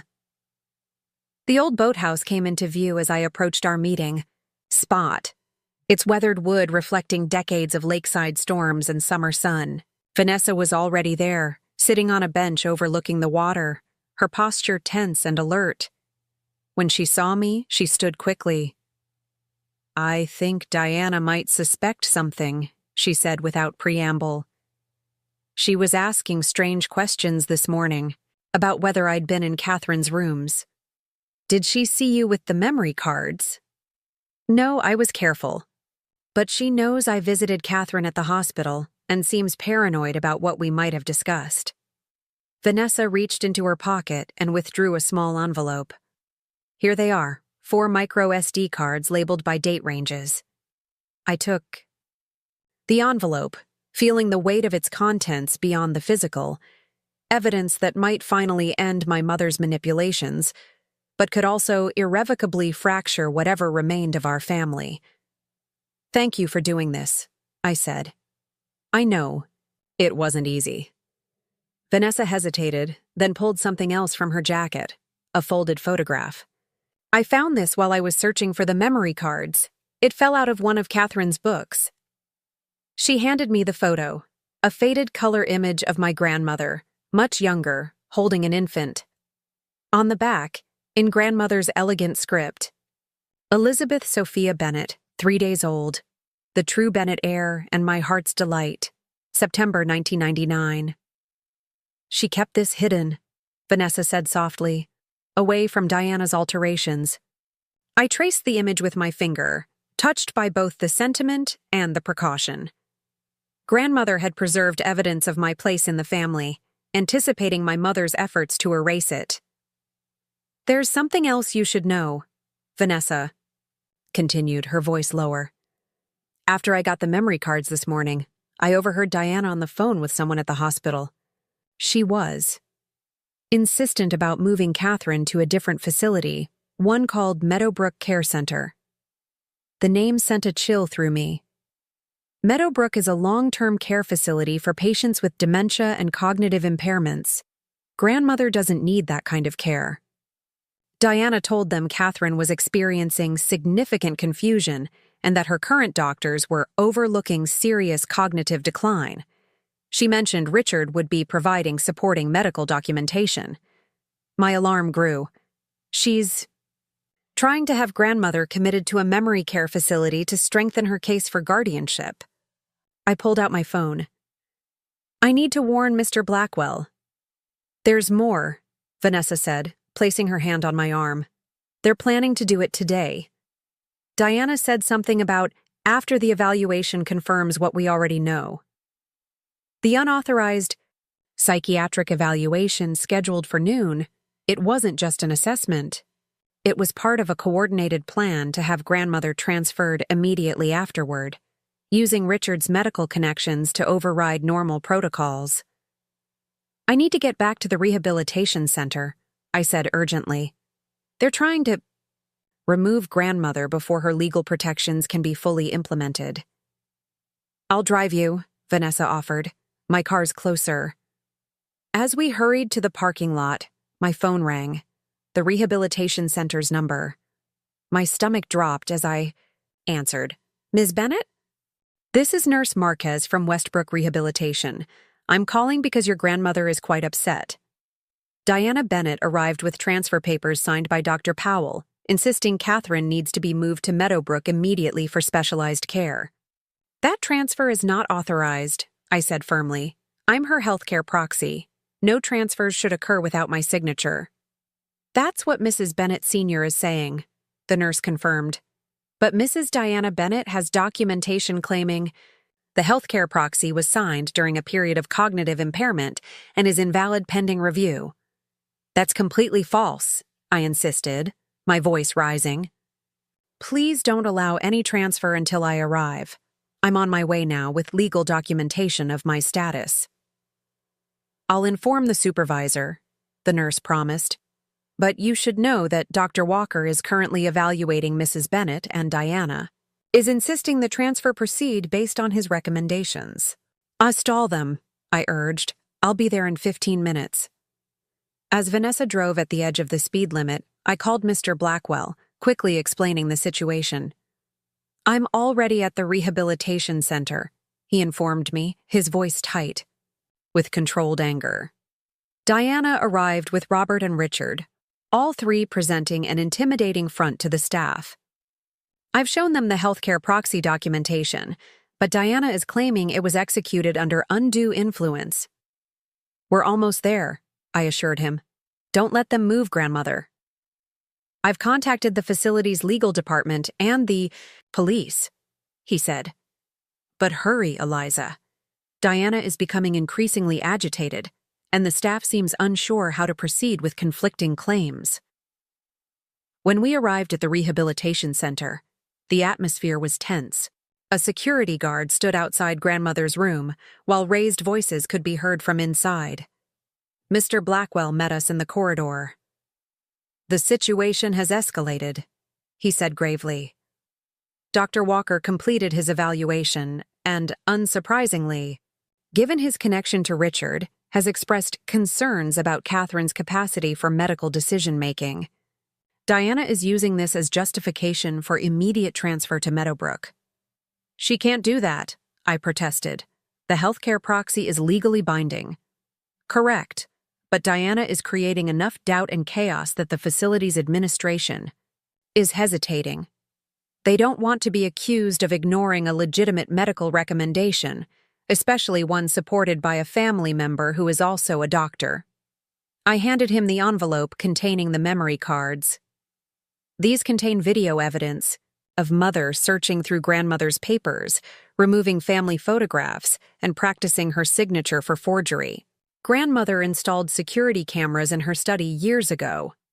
Mr. Blackwell's eyebrows rose. "This could be crucial evidence if we need to seek emergency intervention from the court." He glanced at Vanessa. "How did you obtain these?" "I removed them from Catherine's desk this morning," Vanessa admitted. "Diana doesn't know I have them, or rather that I took them for Eliza." Before Mr. Blackwell could respond, the door to grandmother's room opened, and my mother emerged. Her face flushed with anger. She froze momentarily when she saw me. Then her eyes narrowed as she noticed Vanessa at my side. "What are you doing here?" she demanded of her stepdaughter. "I told you to stay home." "I came to help Eliza," Vanessa replied, her voice steady, despite her obvious nervousness. "What you're doing is wrong, Diana." My mother's expression shifted from surprise to cold fury. "I see. You've chosen sides against your own family." "I've chosen what's right," Vanessa countered. "Catherine doesn't need to be in a memory care facility. You're trying to have her declared incompetent so you can control her money." "You have no idea what you're talking about," my mother snapped. "Catherine is experiencing significant cognitive decline. Dr. Walker has confirmed it. We're moving her to a facility equipped to handle her condition. The only decline here is in your ethics, Mother, I interjected, stepping forward. We have evidence of your attempts to forge grandmother's signature, your financial misappropriation, and your systematic alteration of family photographs. My father appeared in the doorway behind my mother, looking uncomfortable. Diana, perhaps we should discuss this privately. The facility administrator is suggesting we postpone any transfer until the legal questions are resolved. There are no legal questions, my mother insisted. Mother is confused and being manipulated by Eliza and that lawyer. The healthcare proxy should never have been approved in the first place. Mr. Blackwell stepped forward, his professional demeanor a stark contrast to my mother's increasing agitation. Mrs. Bennett, I would strongly advise against pursuing this course of action. Attempting to override a legally executed healthcare proxy and forcibly transferring Catherine against her will could result in serious legal consequences. Are you threatening me? My mother demanded. I'm informing you of legal reality, he replied calmly. As I've already explained to the facility administrator and the police officers who have just arrived at my request. As if on cue, 2 uniformed officers appeared at the end of the corridor, accompanied by a woman in a business suit who I assumed was from the rehabilitation center's administration. My mother's composure slipped further. This is absurd. I'm trying to protect my mother from exploitation by my estranged daughter and an unscrupulous lawyer. Perhaps we should all speak with the police present, Mr. Blackwell suggested. I'm sure they would be interested in reviewing the evidence of financial misappropriation and attempted forgery. The mention of evidence seemed to startle my father. What evidence? He asked, looking between Mr. Blackwell and my mother. Video. Recordings, I explained, watching my mother's face. Grandmother installed security cameras in her study years ago. They captured Mother searching through her papers, removing photographs, and practicing grandmother's signature. The blood drained from my mother's face. That's an invasion of privacy. She can't record people without their knowledge. In her own private study? Mr. Blackwell raised an eyebrow. I believe the courts would find that perfectly legal, especially given the documented pattern of financial exploitation that preceded it. Richard emerged from grandmother's room, his expression grave. Diana, we need to stop this now. Police are asking about financial transactions between your accounts and Catherine's, things I wasn't aware of. My mother turned on him, her carefully constructed facade crumbling completely. Don't you dare back out now. We had an agreement. Your practice is on the line too. Richard flinched at the public acknowledgement of his complicity. I agreed to help with Catherine's care, not to falsify medical recommendations or participate in financial impropriety. The administrators and police moved closer, their expressions growing more concerned as they witnessed the increasingly chaotic confrontation. Perhaps we should continue this discussion in a more private setting, one of the officers suggested, gesturing toward a conference room across the hall. As the group began moving toward the indicated room, I slipped into grandmother's room, finding her sitting upright in her bed, alert and composed, despite the turmoil outside her door. I heard everything, she said before I could speak. Diana has overplayed her hand. Are you all right? Did Dr. Walker upset you with his evaluation? Grandmother smiled grimly. Dr. Walker made the mistake of assuming I'm a frail old woman easily intimidated by medical jargon. I recorded our entire conversation on my phone, another piece of evidence showing his evaluation was neither thorough nor objective. I shook my head in admiration. You've been 3 steps ahead of Mother this entire time. Not always, she admitted, but I learned from my mistakes. Diana's behavior has been escalating for years. I simply prepared accordingly.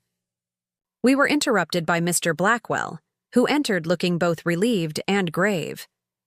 The immediate crisis has been averted. The facility has confirmed they will not authorize any transfer without Eliza's approval as healthcare proxy. The police have taken preliminary statements regarding the financial irregularities and have requested formal documentation. And Diana? Grandmother asked, currently giving a rather incoherent statement to the officers, alternating between denial, justification, and accusations against you and Eliza. He sat in the visitor's chair, suddenly looking his age. Catherine, this has moved beyond family conflict into potential criminal territory. The officers are discussing possible charges of attempted elder abuse, financial exploitation, and conspiracy to commit fraud. Grandmother closed her eyes briefly, a flicker of pain crossing her features. I never wanted this to reach such extremes. Despite everything, she is still my daughter. What happens now? I asked quietly. That depends partly on you and Catherine, Mr. Blackwell replied. As the victims of Diana's actions, your willingness to press charges will significantly influence the legal proceedings. Grandmother and I exchanged glances, a silent communication passing between us. The weight of family bonds against the need for accountability, the pain of betrayal against the possibility of redemption. I don't want Mother to go to prison, I said finally, but I do want the manipulation to stop, completely and permanently. I agree, Grandmother said. Legal consequences may be necessary, but they should be focused on protection and rehabilitation rather than punishment alone. Mr. Blackwell nodded. I'll communicate that perspective to the authorities. In the meantime, I've expedited arrangements for the cottage. We can have you transferred there tomorrow, with full-time nursing care and security measures in place. After he left to speak with the police, Vanessa entered hesitantly. Is it okay if I come in? Grandmother extended her hand. Of course, dear. You've shown remarkable courage today. Vanessa approached the bed, her eyes red-rimmed from suppressed tears. I'm so sorry for my part in all this. I should have questioned things sooner.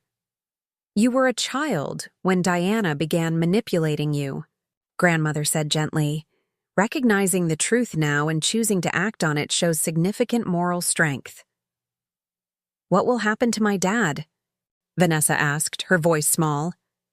He was involved in this too. Richard's role appears less central than Diana's, I observed. He followed her lead rather than initiating the deception. That doesn't excuse his actions, Grandmother noted, but it may affect how the authorities view his culpability. We sat together in thoughtful silence until a soft knock at the door announced the arrival of one of the police officers, requesting formal statements from each of us. The process was exhausting but necessary, the officer taking detailed notes about the altered photographs, financial discrepancies, and Diana's escalating attempts to have Grandmother declared incompetent. By evening, a temporary resolution had been reached. Diana was released but ordered to have no contact with Grandmother pending further investigation. Robert had slipped away during the confusion, unwilling to face potential legal scrutiny. Richard, seemingly shaken by the exposure of Diana's schemes, had returned to the family home alone. As visiting hours ended, I prepared to leave for my hotel, promising to return early the next morning for Grandmother's transfer to the cottage. What about you? I asked Vanessa, who had remained supportive throughout the grueling day. Will you be okay going back to the house with Richard? She shook her head. I can't go back there tonight. Diana will be furious about my betrayal. I called a friend who has a spare room. You could stay with me at the hotel, I offered impulsively. They have double rooms. Vanessa looked surprised, then grateful. Are you sure? Yes, I said, finding I genuinely meant it. We've both been manipulated by my mother for years. Maybe it's time we supported each other instead. That night, in the neutral territory of a hotel room, Vanessa and I talked for hours about our childhoods, our perceptions of each other, the subtle and not-so-subtle ways Diana had driven wedges between us. We discovered shared interests beyond the superficial differences my mother had always emphasized, and found ourselves laughing over absurd memories despite the seriousness of our situation. "I always thought you were so lucky," Vanessa admitted, as our conversation wound down. "To have this amazing grandmother who believed in you completely, to be so smart and focused, to know exactly who you are. And I envied your social ease," I confessed. "The way you could walk into a room and immediately connect with people. How you seemed to effortlessly earn Mother's approval when I could never manage it." "Nothing about Diana's approval is effortless," Vanessa said with newfound wisdom. "It always comes with strings and conditions. I was just willing to meet those conditions because I so desperately wanted a mother after losing mine." The next morning, we arrived at the rehabilitation center to find grandmother already dressed and prepared for transfer, her few personal belongings packed neatly in the overnight bag I'd brought days earlier. "The cottage is ready," Mr. Blackwell announced when he joined us. "Private nursing staff, security system, and all necessary medical equipment in place. The rehabilitation center has approved outpatient therapy services." As we helped grandmother into the transport van, a familiar car pulled into the parking lot. My mother emerged, ignoring the restraining order that prohibited her from approaching grandmother. "Mother," she called, hurrying toward us. "You can't seriously be leaving. We need to talk about this as a family." Mr. Blackwell stepped between them. "Mrs. Bennett, you've been ordered to have no contact with Catherine. Please don't force." "Me to call the police!" My mother's gaze swept past him, fixing on me with cold fury, then shifting to Vanessa with naked betrayal. "So this is how it ends? My own family conspiring against me?" "This isn't a conspiracy, Diana," grandmother said wearily. "It's the natural consequence of years of manipulation and deception. You created this situation through your own actions." "I was protecting our family legacy," my mother insisted. "Everything I did was to preserve what we've built, what we stand for in this community." "No," I said quietly. "You were protecting your image and your access to money that wasn't yours. The family you claim to value so highly was just a tool for your ambitions." My mother's composed mask slipped completely, revealing the desperate woman beneath. "You have no idea what I've sacrificed, the humiliations I've endured. I deserve to be recognized as a true Bennett, not just some charity case they took in. Out of obligation!" Her words hung in the air, the raw pain of her adoption status finally exposed. Vanessa looked confused, while grandmother's expression softened with a complex mixture of compassion and resolve. "Diana," grandmother said gently, "you were never a charity case. We chose you, loved you as our own. The Bennett name was freely given to you with all the love parents have for their child. That you could never accept that love as sufficient, that you needed to control and manipulate to feel secure. That's the tragedy here." My mother seemed to deflate, the righteous indignation draining away to reveal something more vulnerable. For a brief moment, I glimpsed the wounded child beneath the calculating adult, the little girl who had lost her first family and never quite believed in the permanence of her second. "The cottage has a second bedroom," grandmother said unexpectedly. "If you're willing to respect boundaries and engage in family therapy, there might eventually be a path forward for reconciliation. Not immediately, but perhaps in time." My mother stared at her, clearly caught off guard by the offer. "You would consider that? After everything that's happened?" "Family is complicated," grandmother replied. "Healing requires accountability, but it also requires compassion. The choice is yours, Diana." Without waiting for a response, she nodded to the transport driver, who closed the van door. As we pulled away, I caught a final glimpse of my mother standing alone in the parking lot, a solitary figure watching as her carefully constructed narrative crumbled around her. 1 week later, I stood beside grandmother on the porch of her cottage, watching the sunset over the small garden. Her recovery was progressing steadily, her speech almost fully restored, and her left side mobility improving daily with therapy. Have you decided about returning to MIT for the spring semester? She asked, adjusting the light blanket over her lap despite the warmth of the evening. I've arranged to complete this semester remotely, I explained. For spring, I'll return to campus but come back for long weekends. Mr. Blackwell has found excellent full-time care for you, and the security system will prevent any unauthorized visits from Mother. Diana has agreed to enter therapy, Grandmother said. Both individual counseling and family sessions, as a condition of avoiding criminal charges. Do you believe she'll change? Grandmother considered this thoughtfully. People can surprise us, Eliza. Diana's issues are deeply rooted in early trauma and insecurity. Real change will require her to confront painful truths about herself and her behavior. It won't be quick or easy. And the family photographs, the ones she altered? Henry is working with a digital restoration specialist to recover the originals from various sources. She reached for my hand. Our history cannot be erased, Eliza, no matter how skillfully someone manipulates the evidence. The truth remains the truth. As if summoned by our conversation, my phone chimed with a message from Vanessa, who had moved into a small apartment near her community college. Found more original photos in Dad's old albums. Coming by tomorrow to show you both. Also bringing that blackberry cobbler Catherine likes. I showed Grandmother the message with a smile. Vanessa has been surprisingly thoughtful during all this. Not so surprising, Grandmother observed. Once freed from Diana's influence, she's discovering who she truly is, just as you did years ago despite Diana's attempts to diminish you. The following afternoon, as Vanessa shared her discovered photographs and Grandmother told stories of the moments they captured, I reflected on the strange journey that had brought us to this point. The family portrayed in my mother's carefully edited photographs had never existed, a fiction created to serve her needs and ambitions. Yet here, in this cottage, something authentic was emerging. A relationship between Grandmother, Vanessa, and me based on truth rather than manipulation, on genuine connection rather than calculated performance.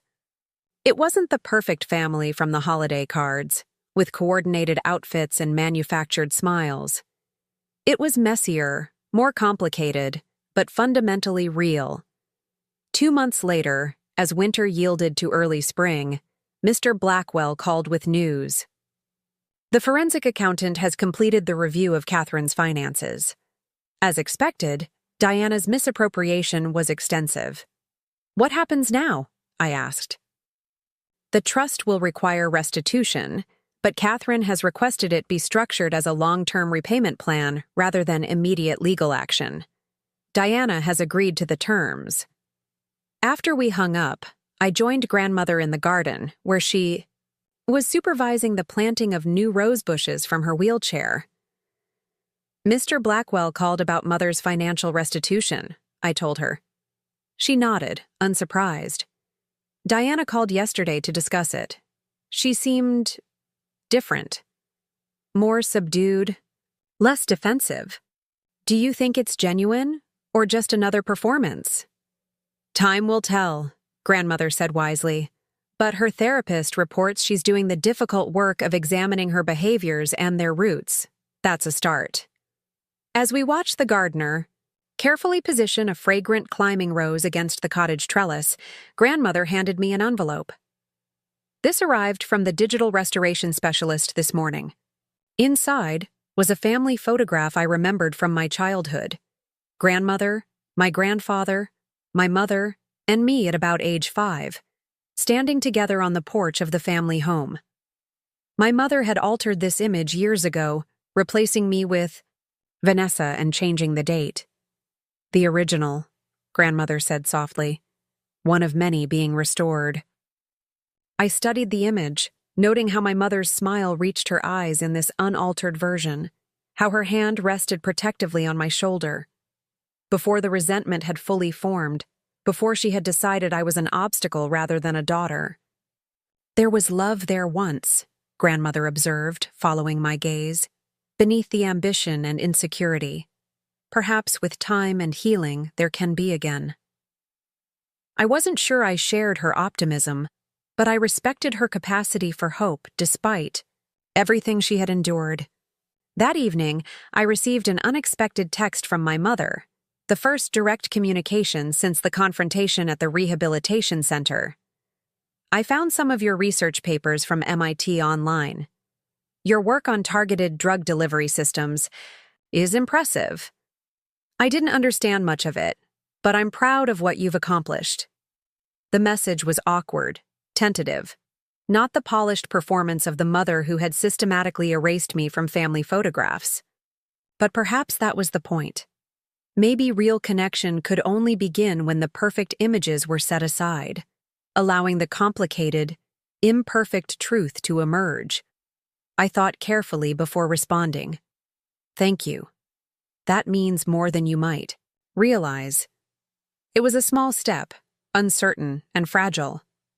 But like the newly planted roses in grandmother's garden, sometimes growth begins not with grand gestures, but with the quiet, persistent push toward light after a long, dark winter.